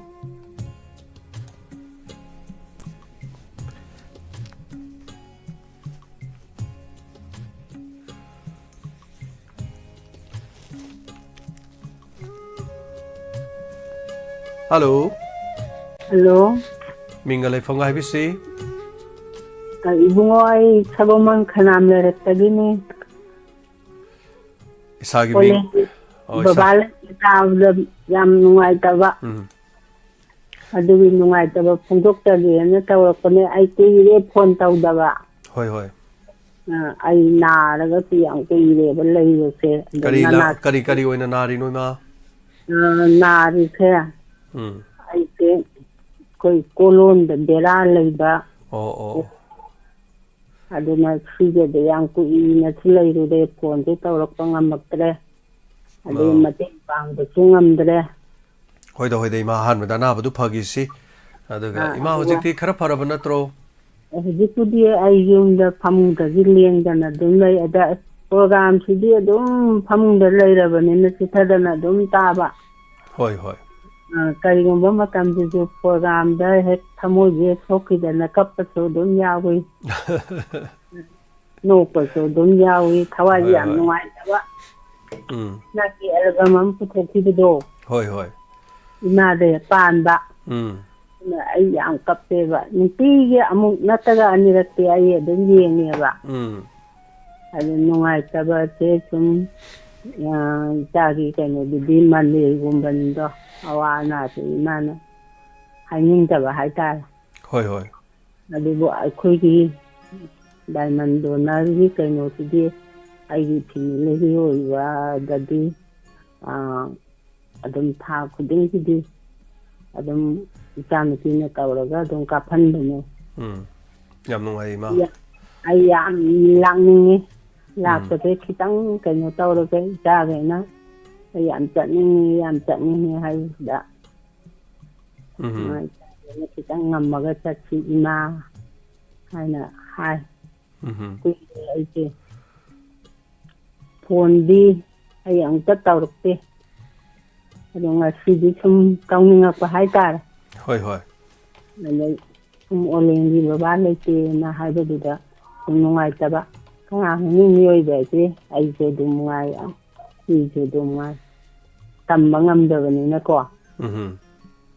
ꯑꯗꯨꯗꯤ ꯁꯨꯝ ꯅꯨꯡꯉꯥꯏꯇꯗꯅ ꯇꯧꯔꯛꯄꯅꯤꯗ ꯍꯣꯏ ꯅꯨꯡꯉꯥꯏꯇꯦ ꯃꯥꯗꯨꯅꯤ ꯑꯣꯂꯦꯟꯒꯤꯁꯨ ꯄꯥꯕꯨꯡ ꯆꯠꯈ꯭ꯔꯦ ꯅꯨꯡꯉꯥꯏꯇꯕꯁꯨ ꯐꯥꯎꯋꯦ ꯑꯗꯣ ꯑꯩꯈꯣꯏꯒꯤꯁꯨ ꯈ꯭ꯋꯥꯏꯗꯒꯤ ꯊꯧꯗꯥꯡ ꯆꯥꯎꯅ ꯂꯧꯕꯤꯔꯤꯕ ꯍꯥꯏꯕ ꯇꯥꯔꯦꯅꯦꯀꯣ ꯑꯗꯣ ꯄ꯭ꯔꯣꯒ꯭ꯔꯥꯝꯒꯤ ꯍꯥꯏꯔꯨꯔꯗꯤ ꯑꯩꯗꯤ ꯐꯃꯨꯡꯗ ꯁꯨꯝ ꯂꯩꯔꯕꯅꯤꯅ ꯍꯣꯏ ꯍꯣꯏ ꯄꯨꯛꯅꯤꯡꯒꯤ ꯋꯥꯔꯣꯜꯁꯨ ꯎꯆꯦꯛꯀ ꯇꯌꯥꯏꯁꯨ ꯏꯁꯩ ꯅꯣꯡꯃꯥꯏ ꯇꯧꯕꯁꯤꯡꯁꯤꯁꯨ ꯑꯗꯨꯝ ꯑꯩ ꯑꯗꯨꯝ ꯂꯦꯞꯇꯅ ꯑꯗꯨꯝ ꯇꯥꯔꯒ ꯂꯦꯜꯂꯤꯅꯦꯕ ꯀꯩꯒꯨꯝꯕ ꯃꯇꯝꯗ ꯅꯪꯒꯤ ꯍꯧꯖꯤꯛꯀꯤ ꯑꯦꯜꯕꯝꯗꯨ ꯎꯔꯨꯕꯗꯒꯤꯀꯣ ꯇꯥꯕꯗꯒꯤ ꯊꯃꯣꯏꯁꯦ ꯁꯣꯛꯈꯤꯗꯅ ꯍꯦꯛꯇ ꯀꯞꯄ ꯑꯩꯁꯨ ꯀꯩꯅꯣꯒꯨꯝꯕꯅꯦꯕ ꯏꯇꯣꯝꯇ ꯍꯤꯡꯕ ꯍꯥꯏꯇꯥꯔꯦꯅꯦ ꯏꯆꯥꯁꯤꯡꯁꯤꯒ ꯑꯩꯅ ꯍꯣꯠꯅꯔꯒ ꯂꯩꯔꯛꯄꯒꯤ ꯑꯋꯥꯕ ꯃꯌꯥꯝꯗꯨ ꯅꯤꯡꯁꯤꯡꯉꯒ ꯀꯞꯄꯤꯕ ꯍꯣꯏ ꯍꯣꯏ ꯃꯥ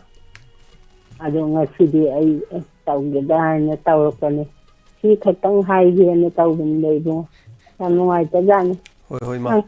ꯁꯥꯟꯅꯔꯤꯁꯤꯐꯥꯎ ꯄꯤ ꯆꯥꯔꯤꯅꯤ ꯀꯔꯤ ꯍꯣꯏ ꯍꯣꯏ ꯌꯥꯝ ꯅꯨꯡꯉꯥꯏꯇꯦ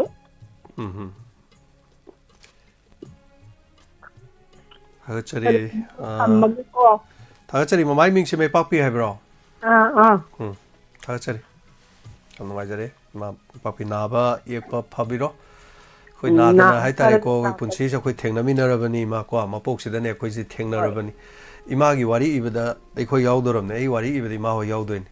ꯑꯗꯣ ꯃꯌꯥꯝ ꯇꯥꯔꯒ ꯇꯨꯃꯤꯟꯅ ꯂꯩꯕꯁꯤꯡꯗꯤ ꯋꯥꯔꯤ ꯌꯥꯎꯔꯣꯏꯗꯣꯔꯤꯕꯅꯦ ꯑꯗꯨꯅ ꯈꯔ ꯈꯔ ꯋꯥ ꯉꯥꯡꯕꯤꯔꯣ ꯍꯥꯏꯁꯦ ꯃꯃꯤꯡꯗꯣ ꯈꯪꯗ꯭ꯔꯕꯅꯤꯅ ꯁꯔꯨꯛ ꯌꯥꯔꯛꯇ꯭ꯔꯕꯅꯤ나 ꯈꯪꯗ꯭ꯔꯦꯗꯅꯀꯣ ꯑꯗꯨꯅ ꯃꯌꯥꯝꯅ ꯑꯩꯈꯣꯏꯒꯤ ꯁꯤꯗꯩꯗ ꯋꯥꯔꯤ ꯌꯥꯎꯔꯤꯁꯤꯡꯁꯦ ꯑꯩꯈꯣꯏ ꯆꯥꯟ ꯈꯔꯤꯕꯝ ꯍꯥꯏꯔ ꯗꯣꯛꯇꯔ ꯒꯤꯜꯕꯔꯠ ꯂꯣꯔꯦꯝꯕꯝ ꯁꯦꯛꯁꯄꯤꯌꯔꯒ ꯌꯥꯎꯔꯤꯁꯦ ꯁꯨꯃꯥꯏꯅ ꯁꯨꯝ ꯌꯥꯎꯔꯤ ꯃꯌꯥꯝꯁꯦ ꯑꯗꯨꯝ ꯈꯔ ꯈꯔ ꯐꯣꯡꯗꯣꯛꯅ ꯃꯤꯡꯁꯤ ꯈꯪꯅꯔꯤꯅꯤ ꯀꯅꯥꯒꯨꯝꯕꯗꯤ ꯇꯨꯃꯤꯟꯅ ꯑꯗꯨꯝ ꯂꯩꯔꯒ ꯅꯥꯀꯟꯗ ꯀꯔꯤꯝꯇ ꯌꯥꯎꯗꯕ ꯍꯥꯏꯕ ꯇꯥꯔꯦ ꯌꯥꯎꯕꯁꯨ ꯍꯪꯒꯣꯏꯕ ꯑꯩ ꯋꯥ ꯍꯥꯏꯔꯨꯔꯒ ꯑꯁ ꯃꯣꯏꯁꯦ ꯋꯥ ꯐꯣꯡꯗꯣꯛꯅꯕꯒꯁꯦ ꯑꯁ ꯑꯩꯈꯣꯏꯗꯤ ꯍꯩꯖꯗꯦꯗ ꯑꯩꯈꯣꯏꯗꯤ ꯌꯥꯎꯗꯧ ꯇꯜꯂꯤꯗ ꯀꯥꯏꯅ ꯈꯜꯂ ꯂꯩꯕꯁꯨ ꯌꯥꯎꯕ ꯍꯩꯕ ꯌꯥꯎꯔꯒꯁꯨ ꯑꯍꯩꯕꯅꯁꯨ ꯀꯣ ꯑꯁ ꯑꯩꯈꯣꯏꯗꯤ ꯐꯣꯡꯗꯣꯛꯏꯗ ꯑꯗꯨꯝ ꯇꯨꯃꯤꯟꯅ ꯇꯥꯔ ꯂꯩꯒꯦꯅ ꯍꯦꯛ ꯈꯟꯕꯁꯨ ꯑꯗꯨꯝ ꯌꯥꯎꯕꯖꯥꯠꯅꯤ ꯏꯃꯥ ꯑꯗꯨꯅ ꯃꯁꯤ ꯈꯔ ꯈꯔ ꯌꯥꯎꯕꯤꯕ ꯐꯩ ꯃꯌꯥꯝ ꯑꯋꯥꯕ ꯑꯣꯏꯔꯁꯨ ꯏꯃꯥꯅ ꯐꯣꯡꯗꯣꯛꯏꯁꯤꯅꯤ ꯏꯃꯥꯁꯤ ꯍꯣꯁꯄꯤꯇꯥꯜꯗ ꯂꯩꯔꯨꯔꯦ ꯑꯩꯈꯣꯏ ꯈꯪꯖꯗꯦꯕ ꯑꯗꯣ ꯏꯃꯥꯅ ꯉꯁꯤ ꯍꯥꯏꯔꯛꯑꯦ ꯑꯗꯣ ꯏꯃꯥ ꯃꯤꯒꯤ ꯄꯤꯔꯛꯄ ꯕꯣꯔ ꯍꯥꯏꯁꯦꯀꯣ ꯅꯆꯥꯅ ꯄꯤꯖꯔꯤꯁꯤꯅꯤ ꯃꯌꯥꯝ ꯌꯥꯎꯕꯤꯔꯤꯕꯁꯤꯡꯁꯤꯅꯣ ꯏꯃꯥ ꯌꯥꯝꯅ ꯌꯥꯡꯅ ꯐꯕ ꯑꯣꯏꯔꯁꯅꯨ ꯀꯣ ꯏꯃꯥ ꯃꯤꯅ ꯑꯅꯥꯕꯒ ꯍꯪꯕꯤꯕꯁꯦ ꯐꯔꯣꯒ ꯍꯥꯏꯕꯁꯦ ꯌꯥꯝ ꯐꯕꯅꯤ ꯏꯃꯥ ꯃꯁꯤ ꯑꯗꯨꯅ ꯊꯥꯒꯠꯆꯔꯤ ꯑꯗꯣ ꯑꯣꯂꯦꯟꯒꯤ ꯄꯥꯕꯨꯡ ꯂꯩꯇ꯭ꯔꯦ ꯅꯨꯡꯉꯥꯏꯇꯦ ꯑꯩꯈꯣꯏ ꯇꯧꯐꯝ ꯊꯣꯛꯄ ꯃꯊꯧ ꯃꯉꯝ ꯂꯣꯏ ꯄꯥꯡꯊꯣꯛꯈ꯭ꯔꯦ ꯑꯗꯨꯒ ꯑꯌꯨꯛꯇꯒꯤ ꯃꯥꯒꯤ ꯇꯧꯐꯝ ꯊꯣꯛꯄꯁꯤꯡꯗꯨ ꯄꯥꯕꯨꯡꯒꯤ ꯄꯥꯡꯊꯣꯛꯈ꯭ꯔꯦ ꯃꯈꯥ ꯇꯥꯕ ꯙꯔꯃ ꯀꯔꯃꯒꯤ ꯑꯣꯏꯕ ꯇꯧꯐꯝ ꯊꯣꯛꯄ ꯇꯧꯔꯅꯤ ꯌꯦꯡꯕ ꯇꯥꯔꯦ ꯊꯥꯒꯠꯆꯔꯤ ꯄꯨꯟꯁꯤꯅꯤ ꯄꯨꯟꯁꯤꯒꯤ ꯈꯣꯡꯆꯠ ꯄꯨꯟꯁꯤꯒꯤ ꯊꯧꯗꯥꯡ ꯄꯨꯟꯁꯤꯒꯤ ꯂꯣꯏꯕ ꯅꯥꯏꯔꯔꯣꯏꯗꯧꯕ ꯃꯤꯑꯣꯏꯕꯒꯤ ꯃꯄꯣꯛꯇ ꯁꯨꯝꯅ ꯇꯝꯈ꯭ꯔꯕ ꯍꯥꯏꯕ ꯇꯥꯏ ꯉꯁꯤ ꯑꯌꯨꯛꯇ ꯄꯥꯕꯨꯡ ꯄꯣꯂꯣꯏꯕꯒꯤꯅꯤ olengi pabung poloi ba mafam se ai mas poloi ai pabung su poloi na kero le kai ha tare yumlo na bani no ko koi poloi phom ni duga poloi phom se gi makha rom sai che mo kitang sho ga le se asino mo ai gi jaga ni asi yum tin ko pam le gi karak se hai tare se da oin tara so mo ko mo le 세이다 어제 모두 그림 사지 말고 다리 그림 동들고 뭐 펌네 아도 멍 펌거리 핵 탕나 봐 아도 멍 펌거 탕나리 색깔이노 하르거디 되긴 어때요 ꯑꯩꯈꯣꯏ ꯃꯤꯑꯣꯏꯕꯁꯨ ꯑꯩꯈꯣꯏ ꯂꯣꯏ ꯐꯨꯝꯕ ꯃꯩ ꯊꯥꯕ ꯈꯣꯠꯄ ꯇꯧꯏ ꯃꯣꯡꯐꯝꯗꯤ ꯂꯩꯇꯦꯕ ꯑꯩꯈꯣꯏ ꯀ꯭ꯔꯤꯃꯤꯇꯣꯔꯤꯌꯝꯗ ꯂꯣꯏꯅꯃꯛ ꯁꯝꯖꯜꯂꯤꯗꯅ ꯑꯗꯨ ꯀ꯭ꯔꯤꯃꯤꯇꯣꯔꯤꯌꯝꯁꯦ ꯑꯩꯅ ꯂꯧꯏ ꯀꯔꯤ ꯍꯥꯏꯅ ꯀ꯭ꯔꯤꯃꯤꯇꯣꯔꯤꯌꯝꯁꯤ ꯏꯃꯥꯒ ꯕꯕꯥꯒ ꯑꯩꯒꯤ ꯑꯕꯣꯛꯁꯨ ꯍꯥꯏꯇꯥꯔꯦ ꯃꯣꯏ ꯑꯍꯨꯝꯁꯦ ꯑꯗꯨꯝ ꯄꯣꯂꯣꯏꯒꯤ ꯍꯥꯏꯇꯥꯔꯦ ꯑꯗꯨꯅ maybe aku belum push dia kalau dia push sih kan ini dari bom kita akan lain kita mang sih hek lakan dia sungi tu hoi sih sai khat dia song sai sih buat tara sih ai dia hai tar ai dia sih hai thank you so much taram lok sari hello ibu sinjamai nam tinggi program sanato di agar cari cek thorom saru ya birak pahabi cek kali wafam tambi tu oleh si nong ni yau ke dai ke dor ke ni su ku mu ke ding ngarang dang de ki program de ki ai nai hai de ki pau ki tare ro na si mu ku wa ngang hang kan da lai ke na lai ka ke mu ko de si ni mai ku gong tre mai ta ku ku seri hoi che tawi na de to ini sih pergi kemudian pergi mau SCG Lipolgi Koche ngarang kau beda pergi air laut ini kau kena dah hai dah gelai deh tahu terus awam malai sih sebelum cengna bah di number yang hai sih kita yang kita kenai deh ini kita kan sel na khangui da bayau ra ga di masi amtang mateng pang bi ra ka chitang to bi ra ga di machine ji la tani na khali khoi ni tawri ba ti mi amada ji pesa ko manga ni dana lap tara je sura ga di palisi mu ko manga ti ga to ni ai dana nai na bane ado se tara di su ga do se man re matam je ken jila ba na ya ra ga di khoi ni dai sa na mangla khoi ram kalausi na khoi ni ku de khoi na jan mana na mutang tawina si hai basi mutang tujage mobile number khanda ba yaw na su 8732042511 masda mutang mating pangbiraga mobile do ahan khanda ba yaw na su mobile do mutang dai to biraga number ati da mutang di mating pangbiraga ba hai na no so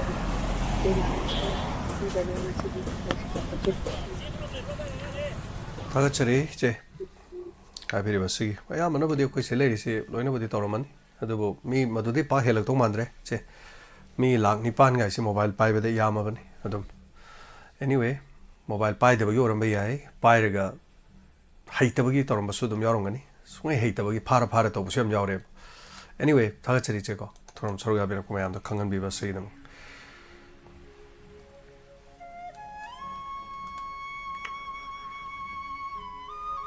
minute jamdre ngasigi koigi ichal sangita na kano pibirak pani hawaijar pirak pani ngasi se ado hawaijar sagem pongre ado hawaijar sagem pom da pangcha da cha leira ma le na mayam khange sagem pom je yam da cha badi nate cham na dum hawai thong bu dum yawi hawai thong su sagem pom su hai batare mathel do koi ichal sangita na pirak padu da adum khujo ma karima dum chai adan hano ma sai nu chabada sagem pom se mayam na haudong ma le na sagem pom yam chanagi na inchang ma thelama sal sangita na pirak kudu sajare hanana thagachari chal sangita adaga koi chal de na hoigi mung dagi su pibiraki singjamai singau kha degi so hawaijar se sijo singjamai se bagap tile kai degi hai tare na sagem pom ba se ma thelama ni loina ma yam cha darga su khara dum cha ba chakho cha ba de kesu do leite adana thagachari mathel si masini mathangi koi caller mal malo khachari hello Hello, I become a stomach something. Masama kari wafam habiningi lan gi wafam tobigadra kari wafam tobigani mangasi Hoi lan hai ka tra lan ta budi manung challi adagi ne itu hana ne olien gi kanu ma pa do ka do buta lai trino haloi bagi nare lai tabaiden sahi humudrani thoi sore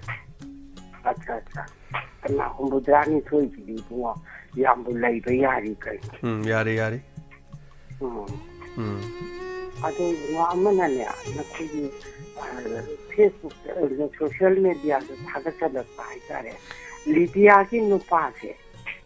masina nga saya ma thagala pabu ma ke sumai to na ma ki nupi si chu kuki ne oloi bi na le san libre ya me na thaga chadi ka hairak pa aduga masama chu ai kuki do wanjan jari ai na hairak pa adubu nga sai moina pu gi baju da tarahum de ji khantok da ngam da bari wara mai do sarkar da haipe tang waro bo to na tawe ba adubu athi achum roi ju ta ba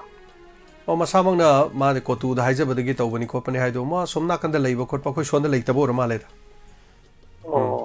asom da leiba ima cookie da adum cookie olaga leiba mai te su dum yam lei ima ai khoi irakta su cookie nu pi mai te olaga leibe dum yauri de ma ai khoi irakta ne adum cookie nupi akhoi sta mai te da lawraga yum pala leiba adum lei akhoi saida ga lei adum ado yum macha masu leidan leirabdu na cookie ne na khoi na thang thil halu yabran to ya ponte ya dia hoi da baina tawgi bjani de ma ko adum pen da ba ma na tana ma na leiri badu ki khudong chaba lo bor ma su tena wana ma puki badagi adum maron thok tana maron lon su dum leiko mana leibadu ki mai khudong chaba phanga ma su ya ba khoi na haru ya ponte khang de ba khoi na maram du adum adu na khoi lan mai thina ne na lan mai thina bu maram adu no oi ba su ya ponte ado amana nang kalage karpon do adu ki second party siamoi dro kalage tarpan ki second party ma mayam na film on thorona ri khar leira gan yenga ge do anauba ma nam na ba tawri ma ko anaubi sei ma nam na ba tawri asiga di mari leina ta ba kalage atopa au adu na ta ba atopa yam nuksi ba imung manung ma gi ko hoi yam nuksi bi sei ma nam na ba tawri horiangi na kanu tayai gi de ne imana chi am pamja ba haitare kanu to aina nungsi japito hoi adu sahalo olien lima thauram da yaura roi ne adu dia hojik thabak loi dir bani ni ma ko hoi adu ni bunga lesi gare haite hoi thaga chal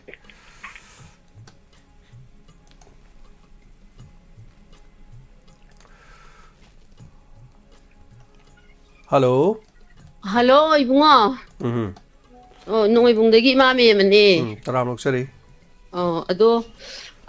isa olien khoi pabung leita bado nungai te bako. Hoi. Ado ngasi do mamai ba de ne bako. Ado da ai do paisa do yam di ka poi lupa lising katang olien da pibiyo. Hoi. Ai ka pa age ba dung ko. Ya ma.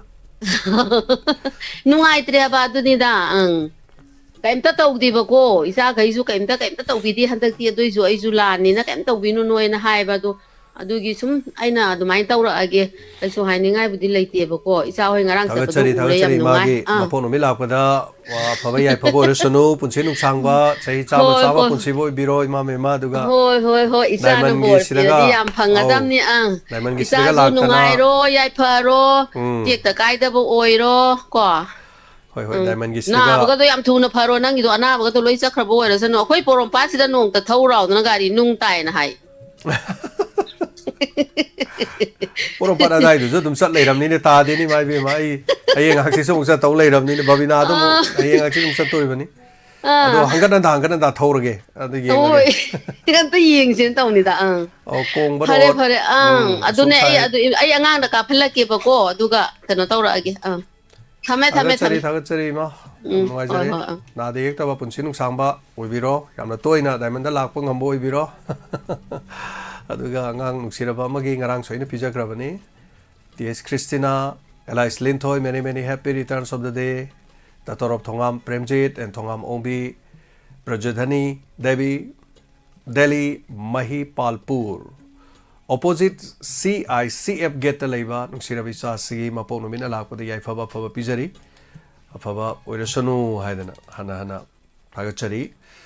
sasi yai faba afaba taibang mapuda nizari punsi nungsangba palem pathogi seba matom lom na tawba loinana mai sing nungsitagi khudong thiba punamak tigi ngak thok piba oirasanu haiba taibang sema mapuda nizari nana thagachari nuaizare minute khajik ta dum leizari yamna tentak na dum tentak na dum phongdok piba yabagi tanja leiri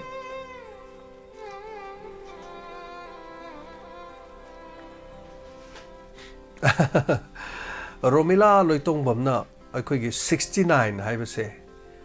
karigino na magi wahi ibada 69 jam hapkan mai tare madam san karibam 69 haibase punsi se awa nungai bana sembani ado hausigi ulta pulta 69 haina badi ado maina ni hairi adon ai su khangdaba comment ibada 69 na sum iba haitare I don't know khai su khangde na 69 je ado ulta pulta ni punsi ja awa nungai ni hairi ni hai adu khangbire hojik mayam pon punsi ja awa nungai hairi ni 69 si adu malem pombagi oina symbol mo oibadi nate 69 ja awa nungai gi symbol ma ne na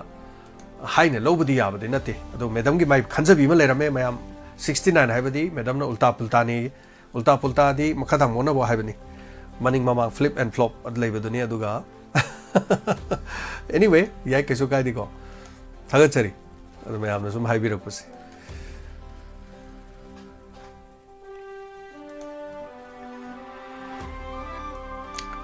mayam aikoi no hona jaba tabak thorom singda haiba tare ngarang palising ni phu aikoi khudol pijarure mayam na pibirak mateng tobirakpa mayam punumak maitai nongsa US team US America dagi lebanu pigi team maitai nongsa aduga met koi che na maira pong kunjarani mateng pibirak pulu palising tra ma du mayam de machit tong mayam do punchen jaraga andalising ni phu saga charaga diamond donors ki maike dagi maina tawdana pijare makha taba koi mathang chakadaba koya thongge muk leire masigi mathang da koi inau koi romen tongbram magi mateng koi wala hubadu mateng do mok koi khara pangna na ba khona jagani aduga masina taba so koi gi campaign leizari adu kari tawgada ge habadu mathang da dum khona jarake mayam thagachari aduga madam koi gi Nandini na haiba tare diamond gi tha phajalak matam de he haiba tare koi management tawbje koi ji income jam lakte khote na tawbje ta tare madam na koi da 10,000 ma pibire aduga sigi huge round applause for her koi gi da makta haiba tare si tawruk padi ro mayam khuba ko ba mataga koi emoji na khubi se maram di diamond si sel yam paiba kari gumam din nate maroina mai gi bill internet bill se koi tha hum de internet bill 20,000 lai adon masi am chauba bill amani haiba tai khoi gi di lease line internet che lease line che mo loba aduga 100 mbps amasu loba aduga another amaksu khoi gi jio gi haiba tai khoi seasonary se tongan ba internet che nei da paisa yam chali mai gi bill yam chali saba thakpa gi ayuk nu thil gi adum chalak pada mi ayuk ki nu thimi mi manga tro dum sarak pasi lupa sahum na din mi ade adagi luxury staff sing tolop yam su da su kharaga pija matam da around about 1 lakh something makhai me ade dum chale ada la ibe income na lupa lising ni phu or yang khai khak lak ba aduga sadi siga di dum yam chana da ba hai tare ada isa naw sing yam nuksi moina asi yani da sar yana ba dum tawje dum adu na dum hai be yaw aduna masini pen thokpa amadi makoina ka thokpa ga loina na makoina to biri si khalur ga diko aduna sigum su ubira kan da madam Nandini na hello okay sound bira to ga so madam Nandini lo palising therapy biru ni mamang tha gi duna maitai nok sana su lo palising tere na su pibire aduga another madam Nandini na musul palising tera ma su pibi hai tare aduna masibu kai khumna jabani mayam pon mo khuba khubi bese masina amuk ke hen makon howi yam ngai jai aduga koi support to mina se koi pune himina se hai tare hello idungo maino lere ima sakini tara mukchari mama na isa bu tara mukchari koi gi isa olen gi baba lai gi da bu yam ngai te hoi ngai te habiu ki inspector tayai ki koi gi ID no ala tai ba ko hoi bi de gi ama local mail hai ga tra ka no ma yaw da hoi ꯃꯥꯒꯤ ꯗꯥꯏꯂꯣꯛꯇꯣ ꯌꯥꯝ ꯐꯖꯈ꯭ꯔꯦꯕ ꯏꯕꯨꯡꯉꯣ ꯀꯗꯥꯏꯗꯩ ꯊꯣꯔꯛꯏꯅꯣ ꯈꯪꯗꯦ ꯏꯕꯨꯡꯉꯣꯒꯤ ꯋꯥꯔꯤ ꯋꯥꯇꯥꯏ ꯃꯌꯥꯝꯁꯦ ꯅꯨꯃꯤꯠ ꯈꯨꯗꯤꯡꯒꯤ ꯑꯄꯤꯕ ꯑꯃ ꯌꯥꯎꯔꯕ ꯈꯪꯗꯦ ꯃꯥꯟꯅꯗꯕꯁꯤ ꯄꯨꯛꯇꯣꯡꯗ ꯊꯣꯔꯛꯄ ꯑꯩ ꯈꯜꯂꯨꯕꯗ ꯉꯛꯑꯦ ꯃꯌꯥꯝ ꯄꯨꯛꯅꯤꯡ ꯂꯧꯁꯤꯡ ꯑꯣꯏꯅꯕ ꯈꯔ ꯊꯝꯖꯕ ꯖꯥꯠꯇꯨꯅꯤ ꯃꯥ ꯍꯣꯏ ꯑꯗꯨꯒ ꯃꯃꯥꯅ ꯃꯆꯥ ꯍꯜꯂꯛꯇꯕꯒꯤ ꯀꯞꯄꯗꯣ ꯍꯣꯏ ꯑꯁ ꯑꯩꯗꯤ ꯑꯁꯦꯡꯕꯩ ꯀꯞꯄꯨꯔꯦ ꯑꯩꯁꯨ ꯏꯆꯥ ꯀꯥꯏꯅꯕ ꯃꯃꯥ ꯑꯃꯅꯦꯕ ꯅꯨꯡꯉꯥꯏꯇꯦ ꯍꯣꯏ ꯍꯣꯏ ꯑꯗꯨꯕꯨ ꯀꯩꯅꯣꯅꯤ ꯈꯟꯇꯣꯛꯑꯒ ꯑꯗꯨꯝ ꯄꯨꯛꯅꯤꯡꯁꯦ ꯐꯥꯖꯤꯜꯂꯦ ꯍꯥꯏꯇꯥꯔꯦ ꯈꯣꯡꯖꯥꯎꯗ ꯆꯠꯄꯒꯤ ꯚꯤꯗꯤꯑꯣꯁꯨ ꯎꯠꯄꯤꯔꯛꯑꯦ ꯑꯗꯒꯤ ꯏꯆꯥ ꯅꯟꯗꯤꯅꯤꯁꯨ ꯃꯁꯛ ꯈꯪꯉꯦ ꯑꯗꯨꯒ ꯃꯊꯪꯗ ꯑꯩꯈꯣꯏꯒꯤ ꯀꯩꯅꯣꯗ ꯊꯥꯡꯃꯩꯕꯟꯗ ꯆꯠꯀꯅꯤꯅ ꯍꯥꯏꯕꯗꯣ ꯍꯣꯏ ꯍꯣꯏ ꯑꯗꯨꯒꯤ ꯅꯨꯃꯤꯠꯇꯨꯗꯤ ꯂꯦꯞꯄꯕ꯭ꯔꯣ ꯊꯥꯡꯃꯩꯕꯟꯒꯤꯁꯤ ꯂꯦꯞꯇ꯭ꯔꯤ ꯊꯥꯡꯃꯩꯕꯟꯒꯤꯁꯤꯗꯤ ꯑꯩꯈꯣꯏ ꯌꯥꯝ ꯆꯥꯎꯕ ꯃꯇꯦꯡ ꯑꯃ ꯅꯠꯇꯦ ꯃꯣꯏꯗꯤ ꯃꯇꯦꯡ ꯄꯤꯕꯤꯔꯨ ꯂꯥꯎ ꯍꯥꯏꯕ ꯅꯠꯇꯦꯕꯀꯣ ꯁꯤꯃꯗꯤ ꯃꯣꯏꯒꯤꯗꯤꯅꯦ ꯏꯟꯁꯄꯦꯛꯇꯔ ꯇꯌꯥꯏ ꯂꯥꯛꯄꯤꯌꯣ ꯍꯥꯏꯕꯅꯦꯕ ꯑꯗꯨ ꯆꯠꯄꯗꯣ ꯑꯩꯈꯣꯏꯁꯨ ꯃꯅꯣꯂꯦꯛꯇ ꯂꯩꯕꯅꯤꯅ ꯅꯛꯄꯅꯤꯅ ꯆꯠꯄꯗꯣ ꯀꯩꯁꯨ ꯌꯥꯎꯖꯅꯤꯡꯕ ꯀꯥꯏꯗꯦ ꯍꯥꯏꯇꯥꯔꯦ ꯑꯉꯥꯡꯁꯤꯡꯒꯤ ꯑꯩꯅ ꯑꯆꯥꯄꯣꯠ ꯆꯥꯅ ꯊꯛꯅꯕ ꯑꯗꯒꯤ ꯏꯆꯜ ꯏꯆꯦ ꯂꯩꯔꯤ ꯃꯌꯥꯝꯗꯨꯒꯤ ꯆꯥꯅꯕ ꯑꯣꯏꯅ ꯄꯨꯔꯒ ꯂꯥꯛꯑꯒꯦ ꯆꯥꯕ ꯊꯛꯄ ꯌꯥꯕ ꯄꯣꯠ ꯆꯩꯅꯀꯣ ꯑꯗꯨꯃꯥꯏꯅ ꯇꯧꯔꯦ ꯑꯩꯈꯣꯏ ꯉꯝꯖꯔꯗꯤ ꯀꯅꯥꯅ ꯈꯪꯅꯤꯀꯣ ꯌꯨꯝ ꯑꯃꯗꯩ ꯊꯣꯛ ꯇꯧꯔꯒ ꯀꯩꯅꯣꯝꯃ ꯆꯥꯕ ꯌꯥꯕ ꯑꯃ ꯄꯨꯔꯒ ꯑꯗꯨꯝ ꯄꯨꯔ ꯆꯥꯃꯤꯟꯅꯔꯁꯨ ꯑꯗꯨꯝ ꯌꯥꯖꯥꯅꯤ ꯀꯩꯁꯨ ꯅꯠꯇꯦ ꯃꯣꯏꯒꯤꯗꯤ ꯆꯦꯡ ꯍꯋꯥꯏ ꯄꯨꯔꯛꯑꯣ ꯐꯨꯔꯤꯠ ꯐꯤꯔꯣꯟ ꯄꯨꯔꯛꯑꯣ ꯍꯥꯏꯕ ꯅꯠꯇꯦ ꯌꯥꯝ ꯅꯨꯡꯉꯥꯏꯕ ꯔꯤꯂꯤꯐ ꯒꯦꯝꯅꯤ ꯑꯗꯨꯒ ꯑꯩꯈꯣꯏꯒꯤ ꯀꯩꯅꯣ ꯍꯥꯏꯇꯥꯔꯦ ꯁꯔ ꯖꯩ ꯀꯤꯁꯟꯅ ꯀꯣꯟꯕ ꯖꯒꯥ ꯍꯥꯏꯕ ꯇꯥꯔꯦ ꯑꯋꯥꯠ ꯑꯄꯥ ꯑꯝꯇ ꯂꯩꯍꯟꯗꯕ ꯃꯐꯝꯅꯤ ꯍꯥꯏꯕ ꯇꯥꯔꯦ ꯑꯗꯨꯅ ꯃꯣꯏꯒꯤꯗꯤ ꯆꯦꯡ ꯄꯨꯕꯤꯔꯣ ꯍꯋꯥꯏ ꯄꯨꯔꯛꯑꯣ ꯑꯗꯨꯒꯨꯝꯕꯗꯨ ꯅꯠꯇ꯭ꯔꯦ ꯃꯣꯏꯒꯤꯁꯤꯅ ꯑꯗꯨ ꯇꯌꯥꯏ ꯑꯃꯇꯪ ꯂꯥꯛꯄꯤꯌꯣ ꯍꯥꯏꯕꯗꯨꯅꯦꯕ ꯑꯗꯨ ꯇꯌꯥꯏ ꯑꯃꯇꯪ ꯂꯥꯛꯑꯣꯁꯦ ꯆꯤꯡꯅꯨꯡ ꯈꯣꯡ ꯑꯃꯒ ꯂꯩꯔꯤ ꯁꯣꯝ ꯅꯥꯀꯟꯗ ꯁꯦꯔꯧꯒꯤ ꯑꯩꯈꯣꯏꯒꯤ ꯁꯨꯒꯅꯨ ꯁꯥꯏꯠ ꯑꯃꯒ ꯂꯩꯔꯤꯌꯦ ꯑꯗꯨꯁꯨ ꯇꯌꯥꯏ ꯑꯃꯇꯪ ꯂꯥꯛꯄꯤꯌꯨ ꯀꯔꯤꯝ ꯄꯨꯕꯤꯔꯛꯀꯅꯣ ꯍꯥꯏꯕ ꯑꯃꯁꯨ ꯂꯩꯔꯤ ꯑꯗꯣ ꯑꯩꯅ ꯁꯨꯝ ꯏꯀꯣꯛ ꯀꯣꯛꯅ ꯍꯦꯛ ꯆꯠꯄꯗꯣ ꯅꯨꯡꯉꯥꯏꯖꯗꯕꯒꯤ ꯍꯥꯏꯇꯥꯔꯦꯀꯣ ꯑꯗꯨꯅ ꯃꯌꯥꯝ ꯌꯥꯝꯅ ꯅꯠꯇ꯭ꯔꯁꯨ ꯑꯩꯈꯣꯏ ꯀꯦꯛꯀꯨꯝꯕ ꯆꯥꯕ ꯊꯛꯄ ꯑꯉꯥꯡꯁꯤꯡꯒꯤ ꯅꯨꯗꯜꯁ ꯀꯣ ꯑꯉꯥꯡ ꯃꯆꯥꯁꯤꯡꯗꯣ ꯑꯗꯨꯅ ꯕꯣꯏ ꯀꯣꯂꯣꯝꯒꯨꯝꯕ ꯃꯣꯏ ꯂꯥꯏꯔꯤꯛ ꯄꯥꯕꯒꯤ ꯁꯤꯖꯤꯟꯅꯕꯒꯤ ꯍꯥꯏꯕ ꯇꯥꯔꯦꯅꯦ ꯑꯗꯨꯃꯥꯏꯅ ꯇꯧꯅꯅꯕ ꯑꯗꯨꯃꯥꯏꯅ ꯇꯧꯖꯒꯦ ꯇꯧꯕꯅꯤ ꯑꯣꯂꯦꯟ ꯂꯣꯏ ꯕꯕꯥꯁꯤꯕꯨ ꯆꯍꯤ ꯀꯌా ꯁꯨꯈ꯭ꯔꯒꯦ ꯆꯍꯤ ꯃꯥ ꯌꯥꯝ 82 ꯁꯨꯔꯦ ꯑꯣ ꯂꯩꯕꯗꯤ ꯌꯥꯔꯤꯕꯅꯤ ꯑꯩꯈꯣꯏꯒꯤ ꯕꯕꯥ ꯑꯣꯏꯅꯕꯨ ꯍꯜꯂꯤꯗ ꯍꯣꯏ ꯍꯣꯏ ꯑꯣ ꯊꯦꯡꯛ ꯌꯨ ꯐꯔꯦ ꯊꯦꯡꯛ ꯌꯨ ꯐꯔꯦ ꯊꯥꯒꯠꯆꯔꯤ ꯏꯆꯥꯒꯤ ꯊꯕꯛꯇ ꯐꯖꯅ ꯏꯟꯁꯄꯦꯛꯇꯔ ꯇꯌꯥꯏꯗꯣ ꯑꯩ ꯅꯨꯡꯗꯥꯡꯗꯤ ꯍꯦꯛꯇ ꯇꯥꯕ ꯅꯪꯍꯧꯗꯦꯕ ꯏꯁꯩ ꯁꯛꯅꯁꯤꯒ ꯑꯃ ꯍꯟꯖꯤꯟꯕꯗꯨꯒ ꯇꯥꯔꯤꯒꯅ ꯑꯃꯗꯨꯗꯤ ꯇꯨꯝꯕꯅꯦ ꯊꯥꯟꯗꯣꯛꯈꯤꯕ ꯊꯥꯒꯠꯆꯔꯤ ꯌꯥꯝ ꯅꯨꯡꯉꯥꯏꯖꯔꯦ ꯏꯃꯥ ꯊꯦꯡꯛ ꯌꯨ ꯏꯃꯥ ꯊꯥꯒꯠꯆꯔꯤ ꯌꯥꯝ ꯅꯨꯡꯉꯥꯏꯖꯔꯦ ꯉꯁꯤꯒꯤꯗꯤ ꯂꯣꯏꯁꯤꯟꯖꯔꯒꯦ ꯃꯤꯅꯤꯠ 3 ꯍꯦꯟꯈ꯭ꯔꯕꯅꯤ ꯑꯩꯅ ꯏꯃꯥꯏ ꯀꯣꯜꯁꯦ ꯑꯩꯅ ꯄꯥꯏꯈꯠꯂꯨꯕꯗꯣ ꯑꯩꯅ ꯄꯥꯏꯈꯠꯂꯨꯔꯕꯅꯤꯅ ꯃꯁꯤ ꯁꯥꯟꯅꯗꯕ ꯅꯨꯡꯉꯥꯏꯔꯣꯏꯅ ꯇꯧꯕꯗ ꯃꯤꯅꯤꯠ 4 ꯁꯥꯡꯗꯣꯛꯈ꯭ꯔꯦ ꯊꯥꯒꯠꯆꯔꯤ ꯉꯁꯤꯒꯤꯗꯤ ꯂꯣꯏꯖꯔꯦ ꯃꯇꯥꯡ ꯑꯁꯤꯗ ꯄꯨꯛꯅꯤꯡꯒꯤ ꯋꯥꯔꯣꯜ ꯊꯧꯔꯝ ꯍꯧꯖꯤꯛ ꯊꯦꯛ ꯊꯪꯅꯕ ꯃꯤꯀꯨꯞꯇ ꯑꯩꯈꯣꯏꯒꯤ ꯑꯦꯟꯇꯔꯇꯦꯟꯃꯦꯟ ꯄ꯭ꯔꯣꯒ꯭ꯔꯥꯝ ꯉꯥꯏꯗꯨꯅ ꯂꯩꯔꯦ ꯄ꯭ꯔꯣꯒ꯭ꯔꯥꯝꯗ ꯑꯃꯨꯛ ꯁꯔꯨꯛ ꯌꯥꯕꯤꯌꯨ ꯉꯥꯏꯍꯥꯛꯇꯪ ꯑꯋꯥꯕ ꯀꯥꯎꯊꯣꯛꯃꯤꯟꯅꯁꯤ ꯑꯗꯨꯒ ꯍꯟꯅ ꯊꯥꯒꯠꯆꯔꯤ ꯄꯨꯝꯅꯃꯛ ꯑꯩꯈꯣꯏꯒꯤ ꯕꯤꯗ꯭ꯌꯥꯂꯛꯁꯃꯤꯒꯤ ꯇꯦꯡꯕꯥꯡꯗ ꯃꯤꯌꯥꯝ ꯄꯨꯝꯅꯃꯛ ꯃꯄꯨꯡ ꯐꯥꯍꯟꯕꯤꯈꯤꯕ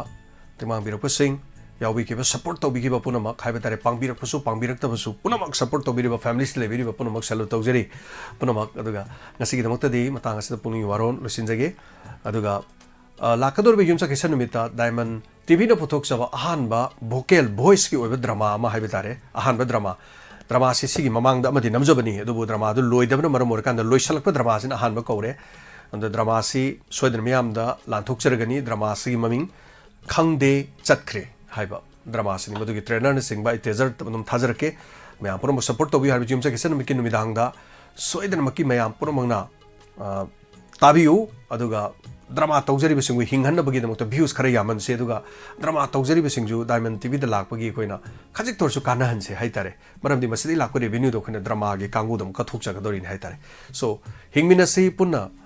ꯊꯥꯒꯠꯆꯔꯤ ꯉꯁꯤꯒꯤꯗꯃꯛꯇꯗꯤ ꯃꯇꯥꯡ ꯑꯁꯤꯗ ꯄꯨꯛꯅꯤꯡ ꯋꯥꯔꯣꯜ ꯂꯣꯏꯁꯤꯟꯖꯔꯤ ꯄꯨꯝꯅꯃꯛꯄꯨ ꯖꯦꯝꯁ ꯁꯥꯒꯨꯔꯖꯝꯅ ꯑꯃꯨꯛꯀ ꯍꯟꯅ ꯈꯨꯔꯨꯝꯖꯔꯤ and take care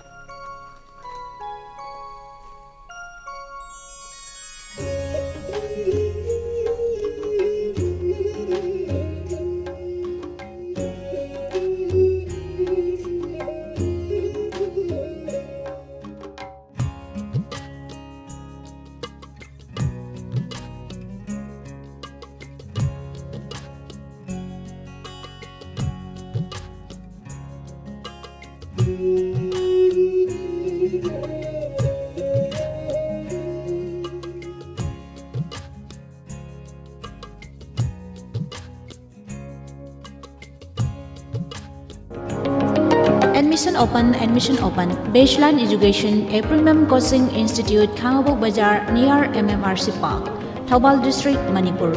Foundation course for class 9 to 12. Chaliba chahi English singani kunga homdoi kunga mari gi oina coaching class lakliba December gi tang kunga mathoi English singani kunga homdoi sagol san numit ki nungthil gi pung mari makhai dagi haujargani. Baseline Coaching Institute asna pizariba khudong chaba singdi Sunday special class, Sunday special test series, free study materials, well qualified faculties, scholarship for meritorious students, well experienced faculties, boarding facilities, low monthly fee, course fee. Loina na home tutor gi khudong chaba class pre-nursery dagi 12 fawba thamjari. Amadi home tutor gi oza oibiningba amasung home tutor pambiba satra satri singna pizariba contact number asida pau phaubiu 9366 224241 amuktang hana 9366 224241 natragana website www.baselinegrp.com da changbiu.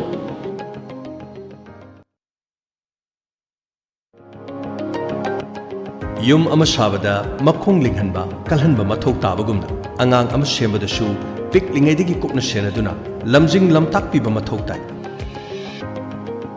aduna chahi kayadagi angang kaya ama loinaduna sembiba sabibagi experience leiraba oja kaya amana adongi angang sing adubu lamjing lamtak pinaba ngaiduna leizari New Baby English School Kakchingda.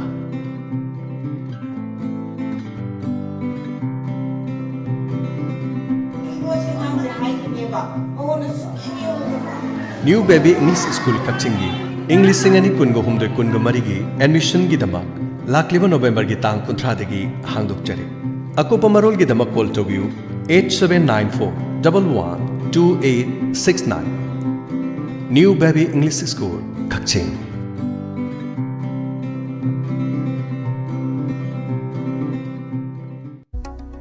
Karigumba dom yumda laiba anabasingi hidakapa dressing tauba blood sample loba rice tube hapa catheterization hapa enema tobinaba experience lairaba nurse amati doctor thibada awaba thengnabirabadi wabiraganu Medland Home Nursing Care Service Manipurna pungpun mari chukna adomgi yumda laktuna hidakapa injection piba dressing tauba feeding tube hapa catheter hapa amadi makhal kya ge anabasing experience lairaba doctor amadi nursing laktuna mating pangzari akupa marol gi damak Medland gi helpline number 9205987988 ta call tawduna tanabiu. National amadi State Awardee MD Zia Ulak Pusamna makhada pizariba layong sing asi layangjari manung changba yadaba manung changbada changnai manung changbada matam kuina changba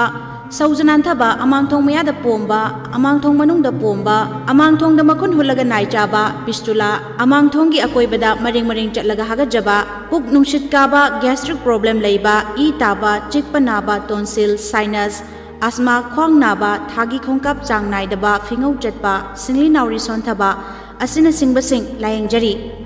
jari ba mafam singdi Kekru Bila North AOC opposite Kekru Part Imphal ayuki pung 10 dagina nungthil gi pung 5 fawba mayang Imphal Kochak Bazar da ayuki pung 6 dagi ayuki pung 9 fawba Yaripok Bamo Laikai Kabarstan Road Thangja numit amasung yumsakai sa khudingi ayuki pung 10 dagi nungthil gi pung 3 fawba Jumi Colony Old Bazar near Muslim Masjid Sisipur akupa marol gi damak contact tawbiu MD Zia Ulak Pusham 8414825323 amuktang hana 8414825323 Layang Jari Kakching Diagnostic Kakching Supermarket 64 Shopping Complex Mafam asida specialist gynecologist ki doctor ani lakpiduna yumsa kaisa khudingi nungthil gi pung 1 dagina nungthil gi pung 3 fawba amadi second Saturday khudingi